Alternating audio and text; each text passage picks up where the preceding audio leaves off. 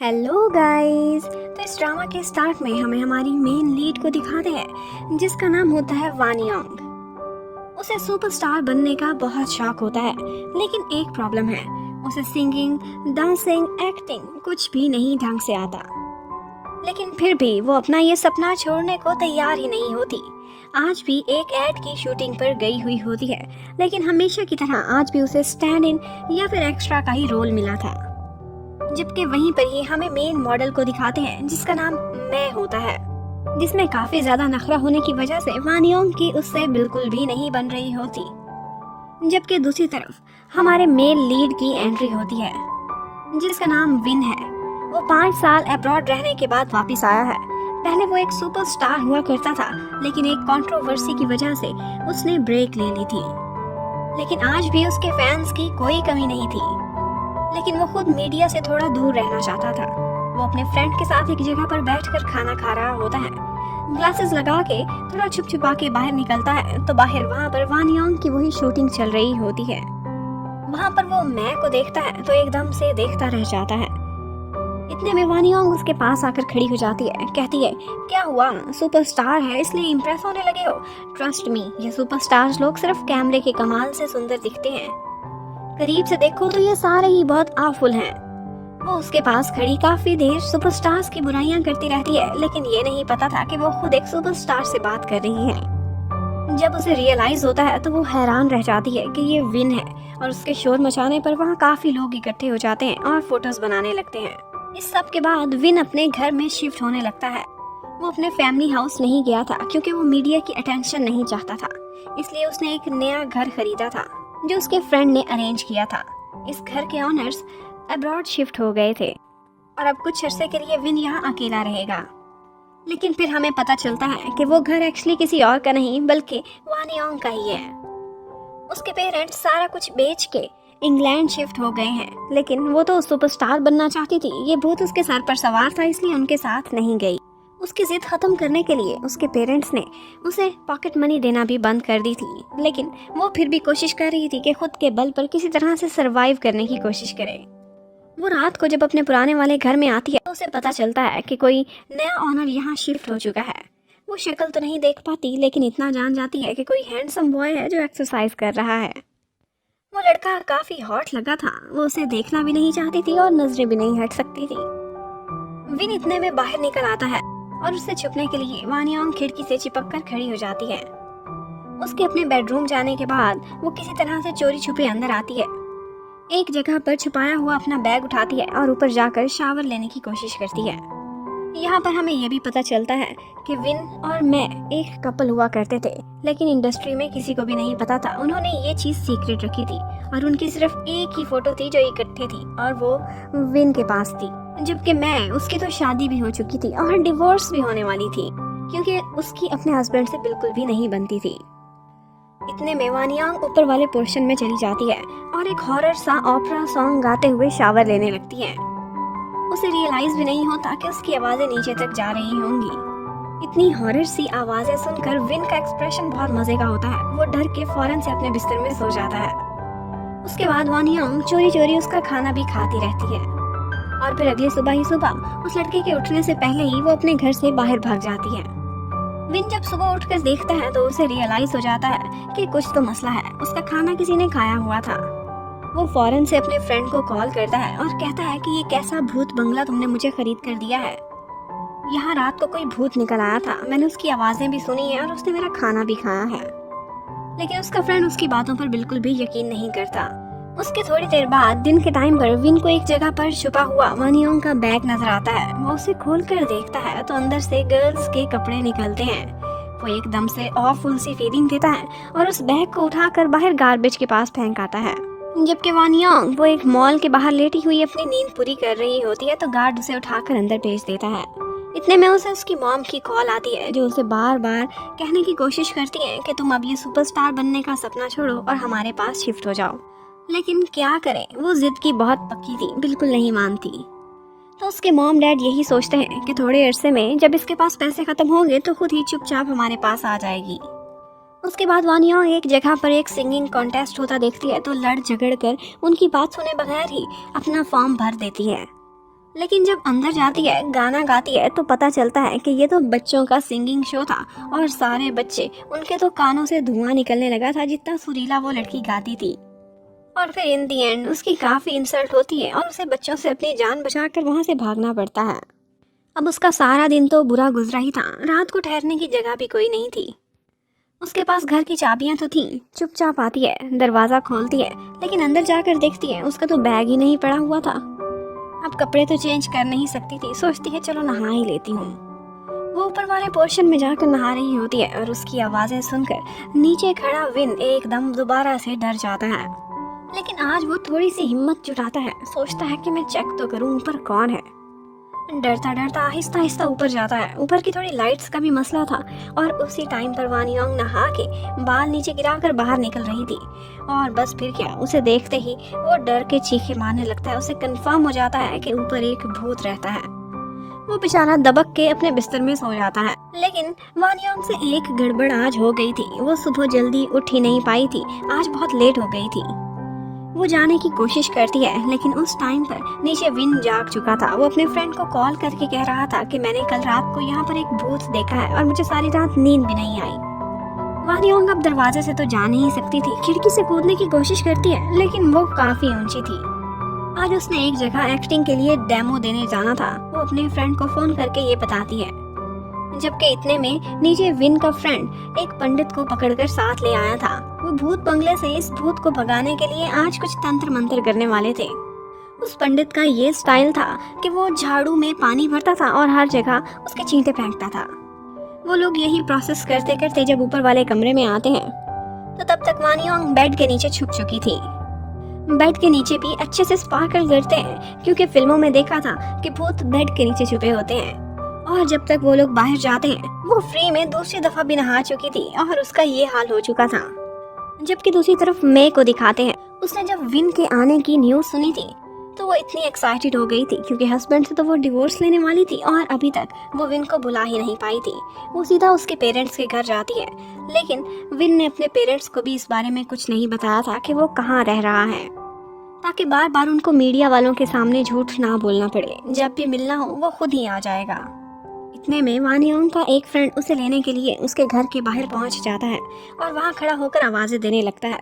Win सुन लेता है और फौरन से बाहर आता है। वो लड़का तो डर जाता है कि ये कोई है जिसने हमला कर दिया है वान योंग के घर पे। कोई चोर लुटेरा ना हो, वो तो पुलिस को भी फोन करने वाला था।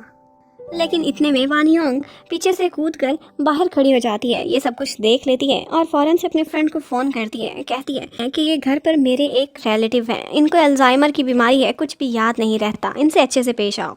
और बस फिर क्या था, वो फ्रेंड विन को अंकल सॉरी सॉरी करता हुआ वहाँ से निकल जाता है। जबकि वान योंग को गार्बेज के पास अपना बैग भी नजर आ ही जाता है। इतने में हमें ये भी पता चलता है कि विन के साथ जो कंट्रोवर्सी हुई थी वो इस बारे में थी कि उसको गे दिखाया जा रहा था और उसके कुछ क्लिप्स भी वायरल कर दिए गए थे। और इस सब में उसके एक पुराने मैनेजर वान वान का हाथ था। आज भी वो मैनेजर मीडिया के सामने आता है और वो लोग जब क्वेश्चनिंग करते तो वो कहने लगता है कि वो क्लिप्स बिल्कुल सच्चे थे। उसके थोड़ी देर बाद मैक का सामना वही वान योंग के फ्रेंड से होता है। लेकिन वो फ्रेंड, उसने तो कभी इंडस्ट्री या मीडिया से रिलेटेड कुछ देखा ही नहीं था। उसे पहचान ही नहीं होती कि ये आजकल के सुपरस्टार है। वो दोनों पार्किंग के इशू पर लड़ते हैं और उसके बाद वो लड़का मे को आंटी कहता हुआ वहाँ से निकल जाता है। जबकि वान योंग वो अंदर शूट देने के लिए जाती है और इतनी हॉरिबल एक्टिंग करती है कि वो लोग उसे वहाँ से भगा देते हैं। और उसके बाद हमें पता चलता है कि ये कोई ऑर्डिनरी फ्रेंड नहीं था, बल्कि इसका वान योंग पर बड़ा डीप टाइप का क्रश था। लेकिन वान योंग को उसमें कोई भी इंटरेस्ट नहीं था। उसने तो सिर्फ सुपरस्टार बनना था और यही सपना उसके सर पर भूत की तरह सवार रहता था। उसे डिनर कराने के बाद वान योंग को उसके घर के बाहर ड्रॉप कर देता है। अब रात का टाइम हो गया था। अंदर विन डर रहा था कि रात को हमेशा भूत निकल आता है। वो आज सारी लाइट्स ऑन करके अपने लाउंज में ही सो जाता है और उसके वहीं पर सामने बैठे होने की वजह से वान योंग भी अंदर नहीं जा पाती और मेन डोर के बाहर ही सो जाती है। उधर मे की अपने हस्बैंड से लड़ाई हो रही होती है। डिवोर्स तो उनकी होने ही वाली थी, लेकिन उसका हस्बैंड समझता था कि ये इस वजह से हो रही है क्योंकि मैं अपने एक्स बॉयफ्रेंड को, जो कि एक्चुअली एक गे था, यानी कि विन, उसको ओवरकम ही नहीं कर पाई है। अगले दिन जब सुबह होती है तो विन अपने घर के बाहर एक लड़की को सोए हुए देखता है। वो एकदम से हैरान रह जाता है और एक स्टिक के थ्रू उसे जगाने की कोशिश करता है। वो जागती है और वो दोनों एक दूसरे को देखकर चीखें मारने लगते हैं। वान योंग देखती है कि उसके घर को खरीदने वाला कोई और नहीं बल्कि सुपरस्टार विन है, तो वो काफी हैरान होती है। जबकि विन, उसे तो ऐसा लग रहा था कि जैसे ये लड़की किसी पागल खाने से भाग के आई है। वो उसे एक्सप्लेन करने को कहता है, लेकिन वान योंग उल्टी सीधी बातें करने लगती है। उसे कुछ भी बताना ही नहीं आ रहा था। उसे देखते ही विन सोचता है कि वो पुलिस को कॉल करे, लेकिन वान योंग उससे उसका फोन छीनने लगती है और इन्हीं चक्रों में फोन पानी के अंदर गिरकर खराब हो जाता है। अब तो विन को काफी गुस्सा आ गया था। वो उसे पकड़ के पुलिस के पास लेके जाना चाहता था, लेकिन वान योंग कैसे जानने को मानती और उनकी एक फनी सी फाइट भी स्टार्ट हो जाती है। और इसी फाइट के एंड पर वान योंग उसके हाथ पर काटती है और वहाँ से भागने में कामयाब हो जाती है। बाहर निकलते ही वो जाती है और गार्बेज के बीच में छुप कर बैठ जाती है। जब थोड़ी देर बाद वहाँ से बाहर निकलती है तो उसका ये हुलिया होता है। जबकि अंदर विन उसके बैग की तलाशी लेता है तो उसमें से उसको उसका आईडी कार्ड मिल जाता है और पासपोर्ट भी। उसके बाद वान योंग अपने एक फ्रेंड को मदद के लिए कॉल करती है, लेकिन वो भी किसी बिजनेस टूर पर जा रहा था। अब वो सोचती है कि वो कहाँ रहेगी। जबकि उधर विन, वो उसका पासपोर्ट अपने फ्रेंड को देता है और कहता है कि पता कराओ ये लड़की कौन है। वो कहता है शक्ल से तो मासूम सी लग रही है। तो आगे से विन अपना जख्म दिखाकर कहता है कि ये मासूम लड़कियों के काम होते हैं। उसके बाद हमें मैक को दिखाते हैं। वो कुछ पुरानी यादें याद कर रही होती है। एक्चुअली मैं और विन के बीच में कंफ्यूजन इस बात से पैदा हुई थी क्योंकि विन को मैं पर इतना ट्रस्ट नहीं था और उसे लगता था कि वो किसी बिजनेसमैन में इंटरेस्टेड है, और इसी लैक ऑफ ट्रस्ट की वजह से उन दोनों के बीच में ब्रेकअप हो गया था। मैं आज अपनी मॉम से मिलने के लिए जाती है। उसकी डिवोर्स तो हो गई थी, लेकिन उसकी मॉम भी उससे यही बात करती है कि मुझे लगता है तुम आज तक विन को भूल ही नहीं पाई हो और अब तो वो वापस भी आ गया है। उसकी मॉम ये भी कहती है कि उसके गे होने के बारे में जो बातें मशहूर हैं मुझे वो सारी ही झूठी लगती हैं। जबकि दूसरी तरफ विन को उसका फ्रेंड पता कराकर बताता है, कहता है कि ये लड़की तो वही है जिसके पेरेंट्स से हमने ये घर खरीदा है, इसलिए इसे इग्नोर करो। अगर पुलिस को बताएंगे तो बात बढ़ जाएगी, रिपोर्टर्स को तुम्हारे घर का पता चल जाएगा। ये कोई चोर डाकू नहीं है। जबकि वान योंग को न्यूज़ के थ्रू ये पता चल जाता है कि सारे रिपोर्टर्स आजकल इस तलाश में हैं कि विन कहाँ रह रहा है, उसका इंटरव्यू लेना चाहते हैं। और उसको एक आइडिया आ जाता है। जब विन घर आता है तो सारा घर बिखरा पड़ा होता है और वान योंग बड़े मज़े से वहाँ बैठी होती है। कहती है कि मुझे यहाँ पर रहने दो, मेरे पास और रहने का कोई ठिकाना नहीं है। अगर तुमने शोर मचाया या पुलिस को बताने की कोशिश की तो तुम खुद फंसोगे, क्योंकि सारे रिपोर्टर्स यहाँ पर आ जाएंगे और तुम छुपना चाह रहे थे, छुप भी नहीं पाओगे। लेकिन विन काफी चालाक था, उसकी ब्लैकमेलिंग में नहीं आता और पकड़ के उसे घर से बाहर निकाल देता है। कहता है कि अगर तुमने भी रिपोर्टर्स को बुलाने की कोशिश की तो मैं तुम्हें भी फंसा दूंगा। ये घर मेरे नाम पर है और पुलिस को बताऊंगा कि तुम चोर बन के मेरे घर में आई हो। विन ने उसे घर से निकाल दिया था। बाहर बारिश हो रही थी और काफी सर्दी थी। वो बाहर वाले सोफे पर आराम से लेटी रहती है कि शायद विन को उस पर रहम आ जाए, लेकिन उसे क्या रहम आना था, वो खुद मजे से सो जाता है। और उसके सोते ही कुछ चाबियां निकालती है और वान योंग दोबारा से घर में एंटर हो जाती है। अब उसे काफी गुस्सा था और भूख भी लगी हुई थी, तो उसकी सारी चीजों पर ऐसे हाथ साफ करती है कि जैसे घर में बंदर घुस आए हों। अगली सुबह जब विन उठता है तो अपने किचन की तरफ जाता है तो छिलके से फिसलकर नीचे गिर जाता है। उसके सारे घर और फ्रिज का हाल उल्टा पुल्टा हुआ था। वो ऊपर वाले कमरे में जाता है, कमरा भी बिखरा पड़ा था। वान योंग को उठाने की बहुत कोशिश करता है, लेकिन वो दोबारा से लेट कर सो जाती है। तो क्या करता है, उसे बिस्तर में लपेटता है, उठाता है और घर से बाहर फेंक आता है। लेकिन वान योंग कोई सीधी सादी लड़की नहीं थी। उसके पास बहुत सारी चाबियां थी। वो एक और चाबी निकालती है और घर में घुसने की कोशिश करती है, पर विन को भी अंदाजा था, वो सामने ही खड़ा होता है। वो उससे चाबी छीनता है और दोबारा से उसे बाहर निकाल देता है। अब वान योंग ने एक और चाबी गमलों में छुपा कर रखी हुई थी। वो वाली चाबी उठाकर चोरी चोरी दोबारा से घुसने की कोशिश करती है, लेकिन विन उसे दोबारा से पकड़ लेता है और एक एक करके उसकी सारी छुपाई हुई चाबियां उससे छीन लेता है और अब की दफा उसे खाली हाथ करके घर से बाहर निकाल देता है और सामान के नाम पर उसके शूज और उसका एक स्लीपिंग ड्रेस बाहर फेंक देता है। जबकि मैं उसको दिखाते हैं, उसने मीडिया के सामने अनाउंसमेंट की थी कि वो चाहती है कि उसकी अगली मूवी का हीरो कोई और नहीं बल्कि विन हो। ये बात काफी शॉकिंग होती है। जबकि दूसरी तरफ हमें होमलेस वान योंग को दिखाते हैं। वो अपना सामान उठाकर इधर उधर फिर रही होती है कि उसे उसका फ्रेंड मीदी कॉल करता है। वो उसे इनवाइट करता है क्योंकि आज उसकी बर्थडे थी वानियोंग का दिल तो बिल्कुल भी नहीं कर रहा था, लेकिन जब वो सुनती है कि उसकी बर्थडे पर बहुत सारे अच्छे अच्छे खाने होंगे तो उसके मुंह में पानी आने लगता है। वो फैसला करती है कि ज़रूर जाएगी। जबकि विन परेशान हो जाता है। मैक की वजह से रिपोर्टर्स उसकी और भी तलाश में लग चुके थे। वो खुद को जितना छुपाना चाह रहा था, आजकल उतनी ही हलचल मची हुई थी उसी के नाम की। वो फैसला करता है कि खुद जाकर मैं से मिलेगा। जबकि उधर वानियोंग वो एक स्लीपिंग ड्रेस पहन के और अजीब सा हुलिया बनाकर मीदी की बर्थडे पर आ रही होती है और कवर करने के लिए कह देती है कि मुझे लगा था आज फैंसी पार्टी है। एक्चुअली उसके पास कपड़े ही कोई नहीं थे। मीदी जब उसे अंदर लेकर जाता है, वहाँ पर बहुत सारे गेस्ट्स आए हुए थे। उसे काफी एम्बेरसमेंट होती है। उसकी सारी फैमिली डॉक्टर्स की थी और सारे बहुत ही मेच्योर लोग थे। मीदी की मॉम को तो वानियोंग बिल्कुल भी अच्छी नहीं लगती। वो अपने बेटे को कहती है कि इसके पीछे फिरना बंद करो, ये बिल्कुल भी इमेच्योर सी लड़की है, इसका कोई फ्यूचर नहीं। और उसके बाद डिनर के टाइम पर भी वानियोंग दोनों हाथों से बहुत अच्छी तरह से खाना खाती है। मीदी को काफी शर्मिंदगी होती है, लेकिन फिर भी वो वानियोंग का साथ देता है। उसके बाद सारे लोगों से साइड पर होकर वानियोंग और मीदी अलग से भी छोटी सी बर्थडे मनाते हैं। यहाँ पर मीदी दोबारा से वानियोंग को अपनी फीलिंग्स एक्सप्रेस करने की कोशिश करता है, लेकिन वानियोंग की तरफ से साफ इनकार था। वानियोंग आज रात को एक होटल पर जाकर रहती है। उसके पास पैसे बहुत कम थे, इसलिए वो काफी परेशान थी। लेकिन उसे अगले ही दिन एक एक्स्ट्रा का रोल मिल जाता है।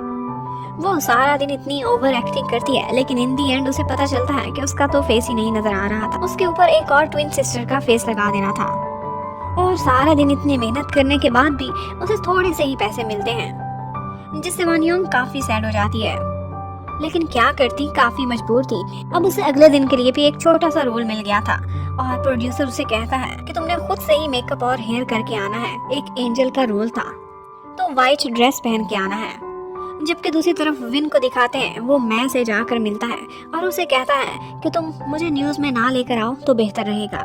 लेकिन आगे से मैं कहती है कि देखो तुम्हारे पास बहुत अच्छा चांस है, अगर तुम हाँ करो तो इस मूवी में मेरे हीरो तुम ही होगे। तुम दोबारा से सुपरस्टार बन जाओगे, फेमस बन जाओगे और तुम्हारी कंट्रोवर्सी वो सारे लोग भूल जाएंगे। यहाँ पर वो नेगेटिव रोल वाला एक्स मैनेजर वान वान वो भी विन को मैं के साथ देख लेता है और काफी हैरान होता है। वानियोंग को अब अपने बैग में से कपड़े चाहिए थे। वो दोबारा से घर पर जाती है। उस टाइम पर विन तो वहाँ था नहीं, तो उसे एक रास्ता पता था। वो खिड़की खोलती है और घर के अंदर एंटर हो जाती है। अपने बैग को हर जगह तलाश करने की कोशिश करती है। उसका बैग तो अब विन के कमरे में था। वो खोलती है और एंजल के गेटअप के लिए अपने कपड़े सिलेक्ट करने लगती है। लेकिन इतने में उसे विन के वापस आने की आवाज आती है, तो वो फौरन से एक जगह पर छुप जाती है। विन थका हुआ था, आते ही अपने कपड़े फेंकता है और बिस्तर पर लेट जाता है। अब वानियोंग भी छुपी हुई थी। वो आहिस्ता आहिस्ता से स्नेल बनकर रिंग रिंग के वहां से निकलने की कोशिश करती है और किसी न किसी तरह छुपते छुपाते वहां से निकल ही जाती है। लेकिन एक गड़बड़ हो गई थी। इसी सब के बीच उसका वही व्हाइट ड्रेस वो फट गया था। अब वो सोचती है कि कुछ भी करे लेकिन उस ड्रेस को फिक्स करना है। अब उसी को फिक्स करने के और सिलाई करने के चक्रों में वो काफी शोर मचाती है और ये शोर विन सुन लेता है और उठ जाता है। जब विन सोकर उठकर देखता है तो आगे वानियोंग उसके घर में होती है और रैबिट के गेटअप में होती है। वानियोंग जब उसका खराब मूड देखती है तो वहां से जाने लगती है। यहाँ पर विन पीछे पीछे उसे डांटता आता है, कहता है कि क्या तुम बहुत गरीब हो, क्या मैं किसी एसाइलम से कांटेक्ट करूँ तुम्हारे लिए। तो इस बात पर वानियोंग को भी गुस्सा आ जाता है। कहती है कि हाँ मैं गरीब हूँ, मेरे पास कोई काम नहीं, लेकिन तुम्हें मेरी इंसल्ट करने का कोई हक नहीं। मैं यहाँ पर तुम्हारी शक्ल देखने के लिए नहीं बल्कि अपना बैग लेने के लिए आई थी। फिर जाते जाते उसे कहती है कि ये घर तुम्हारे लिए सिर्फ एक हाउस होगा, लेकिन यहाँ पर मेरी बहुत सारी बचपन की यादें जुड़ी हुई हैं। जब मैं अमीर हो जाऊंगी, मेरे पास पैसे होंगे, तो मैं तुमसे ये घर खरीद लूंगी। प्लीज इस पियानो का बहुत ख्याल रखना और ये घर किसी और को ना बेचना, मुझे ही बेचना सिर्फ। उसके चले जाने के बाद विन को जब जब घर में पियानो दिखता था उसे वानियोंग की याद आने लग जाती थी। आज मैम विन को कॉल करती है और उसी कॉल के बीच सीढ़ियों से उतरते हुए उसका पैर मुड़ जाता है और उसके रोने की आवाज सुनता है तो फौरन से विन दौड़ता हुआ उसके पास चला जाता है और उसे लेकर सीधा हॉस्पिटल पहुंचता है। मैं को बहुत खुशी हो रही थी जिस तरह से विन उसकी केयर कर रहा था। मैं जब अंदर गई हुई होती है तो विन देखता है कि उसी हॉस्पिटल में वही रैबिट यानी कि वानियोंग भी फिर रही है।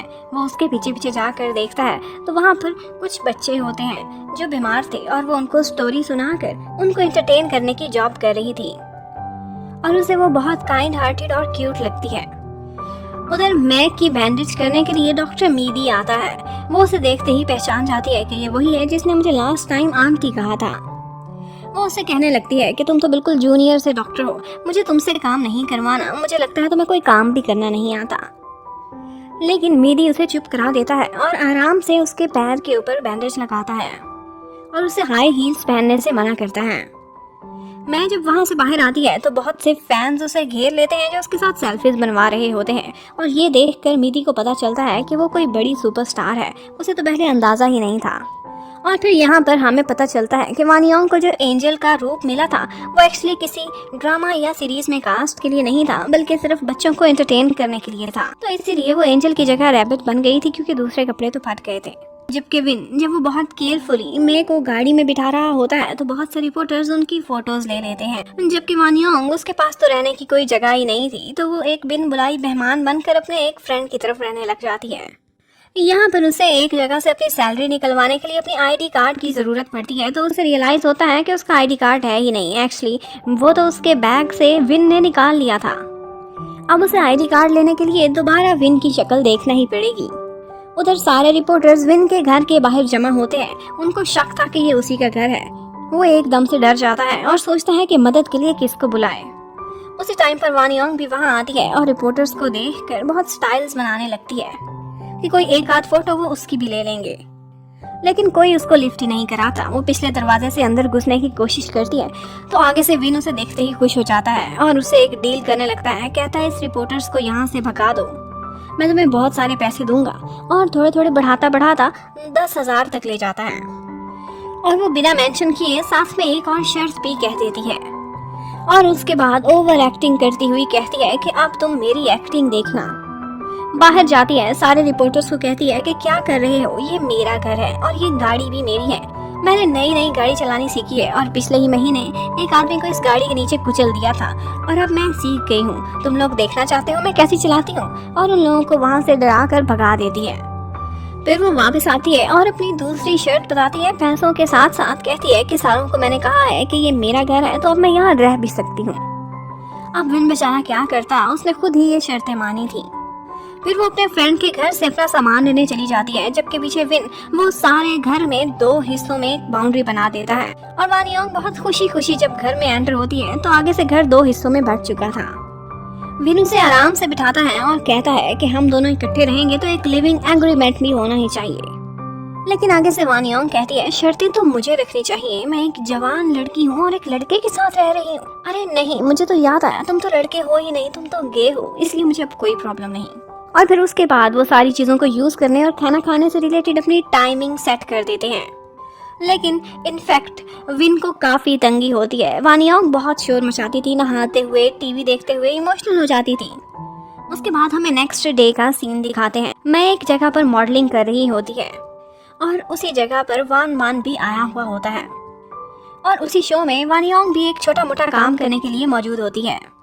उसका फ्रेंड उसे कहता है कि मैं तुम्हें यहाँ पर अपने साथ हेल्प कराने के लिए नहीं लाया। एक्चुअली टारगेट ये है कि ये जो आदमी बैठा है इसका नाम वान है। ये बहुत सारे लोगों को सुपरस्टार्स बना चुका है और मैं चाहता हूँ कि तुम इससे जाके मिलो ताकि तुम्हें अच्छा प्रोजेक्ट ये हाथ में दिला सके। वान योंग ये सब सुनते ही अपने सुपरस्टार बनने के सपने देखने लगती है। वो बार बार वान के करीब जाने की कोशिश करती है लेकिन हर दफा उसे कोई ना कोई वहाँ से भगा देता है। उसके बाद वान योंग ने मैक को मीडिया के सामने लेकर जाना था। मीडिया उससे काफी सारे सवाल करता है कि उस दिन हॉस्पिटल में तुम्हारे साथ कौन गया था। ऑफ कोर्स वो विन ही था, लेकिन मैं बहुत ही पॉलिटिकली इन सारी बातों के जवाब टाल देती है। जबकि वान फिर वो मीडिया के सामने आता है और अपना एक मॉडल भी साथ लिए हुए था जिसको वो एक बड़ी कास्ट दिलाना चाहता था। यहाँ पर दोबारा से वान योंग उससे मिलने की कोशिश करती है लेकिन कहीं पर अटक कर गिर जाती है। जब तक वो आती है वान वहां से जा चुका था। उसके बाद वो जब घर जाती है तो टीवी पर मै का एक एड चल रहा था। वो बार बार विन को दिखाती है कि देखो इस एड में मेरी आर्मपिट यूज हुई है, लेकिन फेस सिर्फ मै का दिखाया हुआ है। वो इतनी छोटी सी बात से बहुत खुश होती है और बहुत बढ़ा चढ़ाकर उसे बताने लगती है। उसके बाद मै का एक इंटरव्यू भी चलने लगता है तो वो दिखाने लगती है कि यहाँ पर बैकग्राउंड में देखो मैं भी खड़ी हुई हूँ। और फिर कहने लगती है कि मुझे सब पता है, तुम जानबूझ के मैक के साथ मीडिया में अपने रिलेशनशिप में होने की खबरें फैलाना चाहते हो ताकि तुम्हारे गे होने की न्यूज़ को कवर कर सको। लेकिन ये सब काम करने वाला नहीं है, क्यों कायर बनते हो? गे हो तो सारी दुनिया के सामने मानो ना। लेकिन विन उसे शटअप कॉल देकर वहाँ से निकाल देता है। उसके बाद वो रात को भी आकर उसे बहुत तंग करती है, जबरदस्ती उसके कमरे में घुस जाती है और कहती है कि मेरा शैम्पू खत्म हो गया है, और तब तक बाहर नहीं निकलती जब तक वो उसे शैम्पू दे नहीं देता। फिर हमें अगले दिन का सीन दिखाते हैं। विन अपनी कार वॉश कर रहा होता है, उसी टाइम पर उसका फ्रेंड भी आ जाता है और वो दोनों एक दूसरे से मजाक करके एक दूसरे पर पानी फेंकने की कोशिश कर रहे होते हैं। अब वान योंग ये सारा सीन देखती है तो उसे ऐसा लगता है कि जैसे दो लविंग हार्ट आपस में शरारतें कर रहे हैं, क्योंकि उसको तो यही लगता था कि विन एक गे है। वो कहती है कि तुम दोनों कंटिन्यू करो, मैं यहाँ से जा रही हूँ। और उसके बाद जब उसका फ्रेंड वहाँ से जाने लगता है तो कहता है कि अच्छी बात है, ये लड़की तुम्हारे साथ अकेले में इसीलिए रहने के लिए मानी है क्योंकि उसे लगता है कि तुम गे हो। जबकि उधर मैक को दिखाते हैं, वो आज फिर हॉस्पिटल में अपनी बैंडेज चेंज कराने के लिए पहुंची हुई होती है। मीदी कहता है कि मैंने तुम्हें रेस्ट करने को कहा था, तुमने मेरी बात नहीं मानी, इसलिए तुम्हारे पैर की ये हालत हो गई है। मिति ने आज जल्दी फारिग हो जाना था। वो वान योंग को कॉल करता है, कहता है तुम घर पे हो ना, मैं अभी तुमसे मिलने के लिए आ रहा हूँ। वो उसे काफ़ी मना करने की कोशिश करती है लेकिन वो सुनता ही नहीं। मैं चाहती थी कि उसे पिक करने के लिए विन आए, लेकिन वो किसी कंट्रोवर्सी में नहीं फंसना चाहता था, वो आता ही नहीं। यहाँ पर रिपोर्टर्स बार बार उसकी फोटोज ले रहे थे, देखना चाहते थे कि कौन उसे लेने आएगा। लेकिन उसी टाइम पर मैं ऐसा करती है कि वहीं पर खड़ी हुई मिदी की गाड़ी के अंदर घुस जाती है चोरी चोरी, और बाद में उसे ज़बरदस्ती कहने लगती है कि देखो मैं तुम्हारी पेशेंट हूँ ना, प्लीज़ मेरी हेल्प करो, इन रिपोर्टर्स से मुझे दूर लेकर जाओ। जबकि उधर वान योंग वो काफ़ी कोशिश करती है कि विन को किसी बहाने से घर से बाहर भेज दे, लेकिन वो मानता ही नहीं। और डॉक्टर मिदी को तो मे पर काफ़ी गुस्सा था, वो ऐसे ज़बरदस्ती उसकी गाड़ी में घुस गई थी। वो कहता है कि तुमने जहाँ जाना है जाओ, मैं तो अपना काम पूरा करूँगा, फिर कहीं और जाऊँगा। अब वो वान योंग के घर के बाहर खड़ा हो जाता है। मैं भी वहीं खड़ी उससे लड़ रही होती है कि एक पेशेंट को तुम उसके घर क्यों नहीं छोड़ते हो। जबकि अंदर विन और वान योंग आपस में लड़ रहे होते हैं। वान योंग नहीं चाहती थी कि विन जाकर दरवाजा खोले और उसके फ्रेंड को देखे। मिदी और मे वान योंग के घर के बाहर खड़े होकर लड़ रहे होते हैं, जबकि अंदर विन और वान योंग की अपनी लड़ाई चल रही होती है। वान योंग को लगता था कि अगर ये मेरे फ्रेंड्स को यहाँ पर आता हुआ देखेगा तो शायद मुझे घर से ही निकाल देगा। वो विन को रोकने के लिए उसकी टांगों से चिपक कर स्लाइड लेने लगती है। इतने में उसे एक आइडिया आता है और वो कहती है कि शायद यहाँ पे बाहर रिपोर्टर्स आए होंगे, मैं जाकर देखती हूँ, तुम्हारा जाना सेफ नहीं। और अब जब तक वो बाहर आती है, मैं लड़ झगड़ कर मिदी की गाड़ी में जाकर बैठ गई थी और वान योंग चोरी चोरी उसे वहाँ से जाने का कहकर वापस आ जाती है। जबकि मिदी अपनी गाड़ी के पीछे भागने लग जाता है, जो कि मैं चलाकर अब जाने लगी थी। अंदर जाकर वान योंग झूठ बोल देती है, कहती है कि कोई पति पत्नी थे जो आपस में फाइट कर रहे थे, इसीलिए शोर था। जबकि विन जब बाहर आकर देखता है तो अब वहाँ पर कोई भी नहीं था। उधर मिदी मैक को घर तक ड्रॉप करने के लिए जाता है, जबकि वान योंग विन की मिन्नतें कर रही होती है कि प्लीज़ मुझे मेरा आईडी कार्ड वापस कर दो। कभी उसके हाथ जोड़ती, कभी उसके कमरे के बाहर शोर मचाती, लेकिन विन मानने वाला नहीं था। फिर एक बार उसके वॉशरूम के बाहर खड़ी होकर आवाज़ें दे रही होती है तो विन भी उसके सामने ही फ्लश में से छुपा कर रखा हुआ उसका आईडी कार्ड निकाल कर उसे पकड़ा देता है, जिसे देखकर वान योंग को वॉमिट आने लगती है।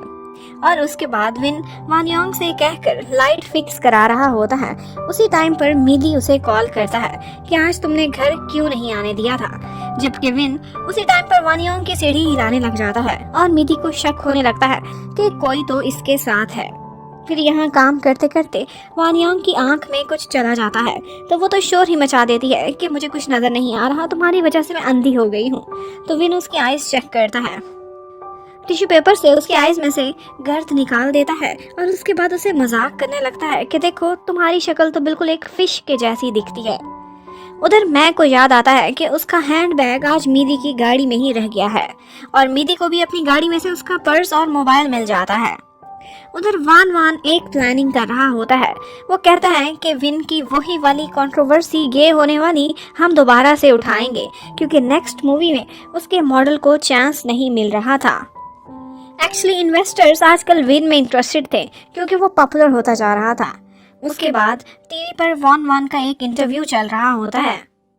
वान वान उस इंटरव्यू में बहुत नाटक करता है कि जैसे उसे विन की बहुत परवाह हो। इवन के उसको मैसेज देते हुए ओवर एक्टिंग के साथ रोने भी लगता है। विन गुस्से में आता है और टीवी बंद करके चला जाता है और जाकर अपने कमरे में लेट जाता है। जबकि मैं अपने नंबर पर कॉल करती है और आगे से मीडी उठाता है। वो उसे कहती है कि मेरे बैग का ख्याल रखना, तुम्हें अंदाजा नहीं ये बहुत महंगा है। और मीडी उसे कहता है कि मैं खुद तुम्हारी चीजें तुम्हें लौटाने नहीं आऊंगा, तुम अगले दिन आके हॉस्पिटल से मुझसे अपना बैग और मोबाइल ले लेना। अगली सुबह जब विन की आंख खुलती है तो वान योंग उसी के ही कमरे में बैठी हुई होती है और उससे अपनी जिप बंद करने को कहती है। लेकिन विन को तो बहुत शर्म आ रही थी। कहती है कि मेरा एक फ्रेंड है, वो भी बिल्कुल तुम्हारे जैसा है, इसमें शर्माने की क्या बात है, तुम भी गे हो वो भी गे है, वो मेरे इस तरह के छोटे मोटे काम करता रहता है। अब जब विन उसकी जिप बंद कर रहा होता है तो वहीं पर कुछ इम्बैलेंस होता है और वान योंग उसके ऊपर ही गिर जाती है और कुछ देर बाद वो दोनों ही चीखें मारने लग जाते हैं क्योंकि विन को उसके क्लोज होने की वजह से काफी प्रॉब्लम हो रहा था। मिदी हॉस्पिटल में होता है तो मैं की कॉल आती है। वो अपना बैग लेने के लिए हॉस्पिटल के बाहर पहुंच गई थी। मिदी बैग ले जाते हुए एक टक्कर से गिर जाता है और बैग सीधा पानी में जाकर गिरता है। बस अब उसकी शामत आने वाली थी। लेकिन जब मैं कॉल करती है तो मिदी झट से झूठ बोल देता है। कहता है कि एक इमरजेंसी में सर्जरी आई है तो मैं बिजी हूँ और मैं भी जल्दी में थी तो एक बार तो वहाँ से चली जाती है। और दूसरी तरफ वान वान एक और चाल चलता है। वो उस आदमी को मीडिया के सामने एक बहाने से लेकर आ जाता है जिसकी गे वाली वीडियो विन के साथ वायरल हो गई थी और वो आदमी मीडिया को इंटरव्यू देने का ऐलान करता है। बाद में वान वान उसे शाबाशी देता है अच्छी एक्टिंग करने पर और फिर उसको एक पेपर देता है कि इसमें वो सारे क्वेश्चंस आंसर्स हैं जो मीडिया वाले तुमसे करेंगे और तुमने क्या जवाब देना है। उसके बाद फ्लैशबैक में हमें दिखाते हैं कि काफी अर्सा पहले वान वान विन का मैनेजर हुआ करता था और उसी की हेल्प से वो सुपरस्टार बना था। लेकिन अब विन का मजीद काम करने के लिए कोई मन नहीं कर रहा था। वो एक ब्रेक लेना चाहता था और इसी बात पर वॉन वॉन की उससे लड़ाई हो गई थी और शायद उसी से बदला लेने के लिए उसने विन की ये कंट्रोवर्सीज फैला दी थी। उधर घर पर विन वान योंग को इलेक्ट्रिसिटी के बिल देता है और साथ में आधे पैसे भी। कहता है कि बाकी के आधे पैसे तुम भरोगी। वान योंग काफी हैरान होती है। कहती है कि मेरे पास तो अभी इतने पैसे ही नहीं। तो विन कहता है ओके फिर निकल जाओ घर से, कहीं और रहो। इतने में विन को एक कॉल आती है और उसकी मॉम उसे घर पर मिलने के लिए बुला रही थी। वान योंग ये सुनती है तो फौरन से उसकी गाड़ी में पहले ही जाकर बैठ जाती है। वो फ्री की लिफ्ट लेना चाहती थी। विन मानता ही नहीं है तो वान योंग कहती है क्यों परेशान बैठे हो और उसकी सीट बेल्ट उठाती है और उसे लगाने लग जाती है। विन जब उसे एक एड की सेट पर छोड़ता है तो वहाँ पर उसकी गाड़ी मैं देख लेती है और बाद में वान योंग से सवाल करने लगती है कि ये तुम किसकी गाड़ी में आई थी, ये विन की थी ना। लेकिन वान योंग झूठ बोल के बात को टाल देती है। वान योंग को आज पैसों की बहुत जरूरत, उसने इलेक्ट्रिसिटी का बिल जो भरना था। लेकिन यहाँ पर मैं उसकी बातें सुन लेती है और जानबूझकर एक्टिंग करती है कि जैसे कि वो बीमार हो गई हो और उसी की वजह से शूटिंग भी कैंसिल हो जाती है और वान योंग को पैसे भी नहीं मिलते। मैं बेहोश होने का नाटक कर रही थी तो उसे हॉस्पिटल पहुंचा दिया जाता है। वहाँ पर डॉक्टर मीटी उसे देखता है। वो उससे अपना बैग मांगने लगती है तो वो झूठ बोल देता है। कहता है कि इस वक्त मैं बहुत बिजी हूँ, बिल्कुल 1 मिनट का भी टाइम नहीं, सर्जरी करने जाना है। लेकिन वो उसे पकड़ लेती है कि तुम कितने बिजी हो, क्योंकि वो बिल्कुल फारिग था और अपने कमरे में खड़ा होकर उसका बैग ड्राई कर रहा था। मैं अपना बैग देखकर काफी हैरान होती है क्योंकि वो काफी वेट था और मोबाइल फोन वो तो बिल्कुल ही खराब हो गया था। तो मीदी झूठ बोल देता है। कहता है वो मेरे घर पे रह गया था, मैं कल लेके आऊंगा। और उसके बाद मीदी आज वान योंग से मिलता है। वो बेचारी काफी सैड बैठी हुई थी। उसका सुपरस्टार बनने का सपना आसानी से पूरा होने वाला नहीं था। मीदी उसका स्वीट सा फ्रेंड उसे बहुत तसल्ली देता है और एक दफा उसका मूड अच्छा करने में कामयाब हो जाता है। उधर विन अपने घर पर गया होता है और अपनी मॉम से बातें कर रहा होता है। उसकी मॉम वो दिन याद करती है कि जब मैगी और उसकी शादी तक होने वाली थी, लेकिन एंड टाइम पर विन ने इनकार कर दिया था। एक्चुअली एक दफा विन मैं को मिलने के लिए एक जगह पर गया था, लेकिन वो देखता है कि आगे से वो किसी और लड़के के साथ डेट पर फिर रही होती है। तभी विन ने मैं से शादी से इनकार कर दिया था। जबकि वान योंग उसके पास तो अब पैसे पूरे हुए नहीं थे, वो बिजली का बिल नहीं भर सकी थी और इसी की वजह से आज उसकी घर की लाइट काट दी जाती है। उसी टाइम पर विन अपने वॉशरूम में नहा रहा होता है और लाइट जाने से वो काफी डर जाता है। वानियोंग जब घर पहुंचती है तो विन उसे आगे से डरा देता है और उसके बाद बहुत डांटता है। वानियोंग को थोड़ा गुस्सा आता है। वो कहती है कि तुम्हारे लिए ये पैसे कम होंगे, तुम बहुत रिच हो, लेकिन मैं पैसों का इंतजाम नहीं कर सकी थी। और फिर उसके बाद वो बात को बदलती है और टॉर्च से उसके 6 पैक्स चेक करने लगती है। कहती है बड़ी बॉडी बनाई हुई है तुमने। एकदम से टॉर्च बंद हो जाती है तो विन उसे हक कर लेता है और उसके बाद वो वानियोंग को एक पनिशमेंट भी देता है। जब वो नहा रहा होता है तो बाहर वानियोंग को खड़ा करता है क्योंकि उसे अंदर अकेले डर लग रहा था। और उसके बाद रात को भी वानियोंग को मजबूर करता है कि तुम मेरे ही कमरे में सोगी, सोफे पे सो जाओ। लेकिन वानियोंग को सोफे पे नींद नहीं आती थी। वो तो बड़े मजे से आकर बेड पे साथ ही लेट जाती है।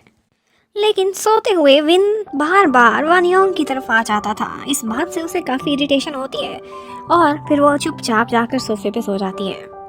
सुबह जब उठकर वो उसे सोफे पे सोता हुआ देखता है तो उसे बहुत क्यूट लगती है। वो उठकर कहती है कि सारी रात मुझे तुम्हारी वजह से नींद नहीं आई। और उसके बाद वानियोंग उसका मजाक उड़ाने लगती है कि कल रात तुम अंधेरे की वजह से कितना डर रहे थे। लेकिन विन उसे वहां से जाने को कहता है कि मैंने नहाना है, दफा हो जाओ अपने कमरे में।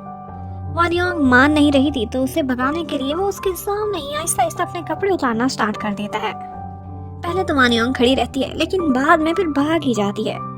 और उसके बाद दिन के टाइम पर विन को न्यूज मिलती है कि वही बैड वाला गाय जिसने उसे कंट्रोवर्सी में फंसाया था वो अब मीडिया के सामने आना चाहता है। विन अपने फ्रेंड को फोन करता है और उसी कंट्रोवर्सी के बारे में बात करता है। वो कहता है कि जब वो बैड गाय इंटरव्यू देने के लिए जाएगा तो मैं उसकी शक्ल देखना चाहता हूँ, मैं ये सब कुछ लाइव देखने जाऊंगा। इतने में उसे पियानो बजाने की आवाज़ आती है और वो जाकर देखता है तो वानियोंग पियानो बजा रही थी। वो बताती है कि ये मुझे बचपन से बजाना आता है, मेरे मॉम डैड ने मुझे सिखाया था। और उसके बाद इलेक्ट्रिसिटी बिल के पैसे विन उसे पूरे करके देता है। कहता है कि अभी तुम्हारे हिस्से के मैं देता हूँ, जब तुम्हारे पास आए तो मुझे वापस कर देना। लेकिन वानियोंग देखती है कि वहाँ पैसे तो उसने ज्यादा दिए हैं। वो तो खुश होने लगती है कि मुझे टिप दी है। लेकिन विन कहता है ज्यादा खुश होने की जरूरत नहीं, एक लंबी सी लिस्ट दे देता है। कहता है तुमने मेरे लिए शॉपिंग भी करके आनी है। तो वानियोंग सोचती है कि पैसे तो बहुत है, अमीर है, पर कंजूस कितना है। उसके बाद विन अपनी गाड़ी पर मैं के घर के बाहर जाता है। उसे उसके बीमार होने का पता चला था लेकिन अंदर जाने की हिम्मत नहीं कर पाता। उसी टाइम पर अंदर मैं देख रही होती है कि उसकी सारी मेकअप प्रोडक्ट्स में पानी भरा हुआ है।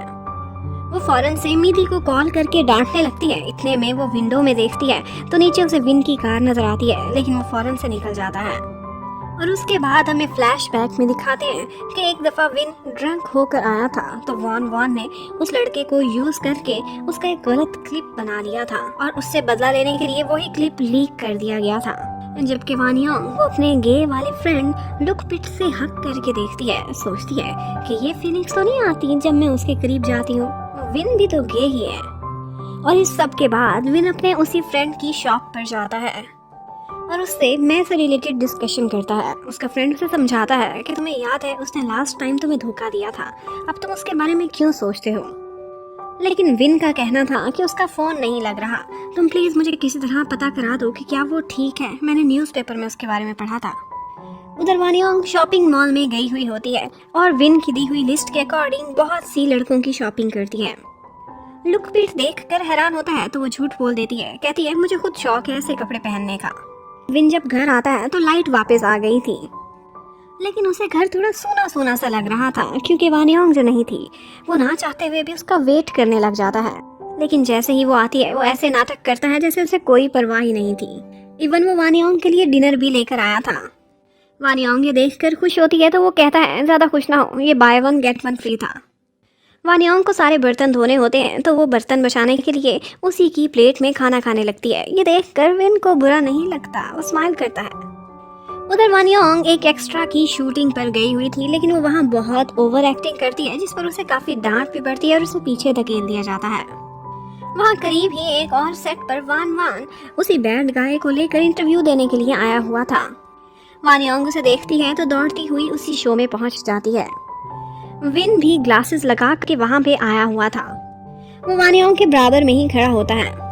वो बैड गाय उस इंटरव्यू में विन के बारे में बहुत गलत बातें बोलता है, इवन के रोता भी है। कहता है विन मुझसे नाराज हो गया है, मैंने वो क्लिप लीक नहीं किया था, मैं तो आज भी उससे प्यार करता हूँ। वानियोंग देखती है कि ये क्या, मेरे साथ में तो विन ही खड़ा हुआ है। वो उसे देखती है तो कहती है तो तुम्हारा एक्स बॉयफ्रेंड है ना। इतने में वानियोंग वान वान को देखकर इशारे करने लगती है। उससे मिलना जो चाहती थी शोर मचा देती है और उसे रोकते रोकते वानियोंग और विन की आपस में लड़ाई हो जाती है। वान वान भी उनको नोटिस करने लगता है और जैसे ही ये बात विन फील करता है वो अपना फेस छुपाने के लिए और उसे चुप कराने के लिए किस कर देता है। वान वान उनको देख चुका था और उसके बाद विन ग्लासेस लगाता है और वहां से चला जाता है। अब पार्किंग में जाकर वानियोंग ने शोर मचाना शुरू कर दिया था कि तुमने मेरे साथ क्या कर दिया है, मेरी पहली किस चोरी कर ली है। लेकिन विन उसे जल्दी से कार में बैठने को कहता है और उसके बाद घर जाकर भी वानियोंग इन्हीं ख्यालों में खोई रहती है। उसे बार बार अपनी और विन की हुई किस याद आ रही थी और विन की कंडीशन भी उससे थोड़ी सी भी डिफरेंट नहीं थी। उसे भी बार बार यही ख्याल आए जा रहे थे। अगले दिन नाश्ते के टाइम पर वानियोंग इन्हीं ख्यालों में खोई हुई थी। मिल्क की वजह से उसकी मूंछें बन गई थी। विन उसके लिप्स की तरफ पॉइंट करता है तो वानियोंग को दोबारा से वही किस याद आने लगती है और जब वो विन को चाय पीता देखती है तो उसके लिप्स उसकी नजरें ही नहीं हट पाती, इवन कि उसका मुंह भी जल जाता है। वानियोंग यहाँ उसकी हेल्प करने के लिए आती है और दोबारा से उन्हीं यादों में खो जाती है। इवन कि पूरा टिश्यू पेपर का डब्बा ही खाली कर देती है, पता ही नहीं चलता।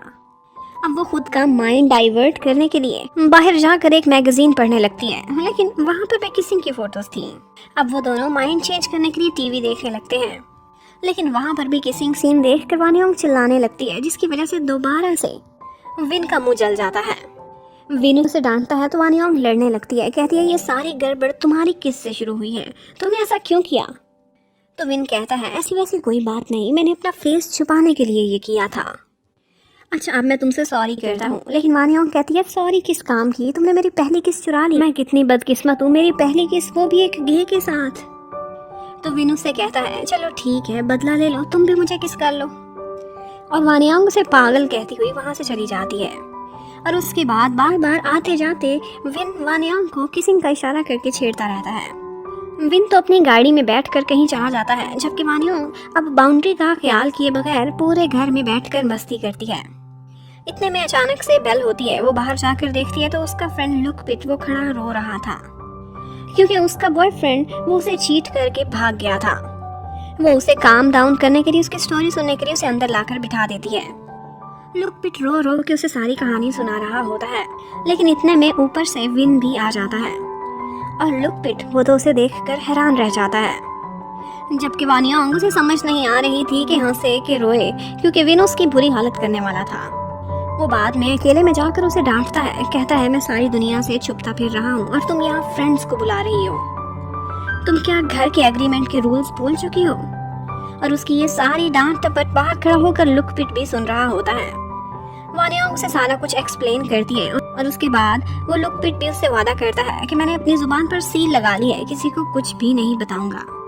और फिर वहां से जाते जाते वानियोंग लुक पिट को बता रही होती है कि ये भी तो गे है और मुझे पता है इसका पहले ही एक बॉयफ्रेंड है। विन को ये सब सुनकर काफी गुस्सा आता है। लुक पिट चला जाता है और उसके थोड़ी देर बाद ही वहाँ विन का फ्रेंड आ जाता है।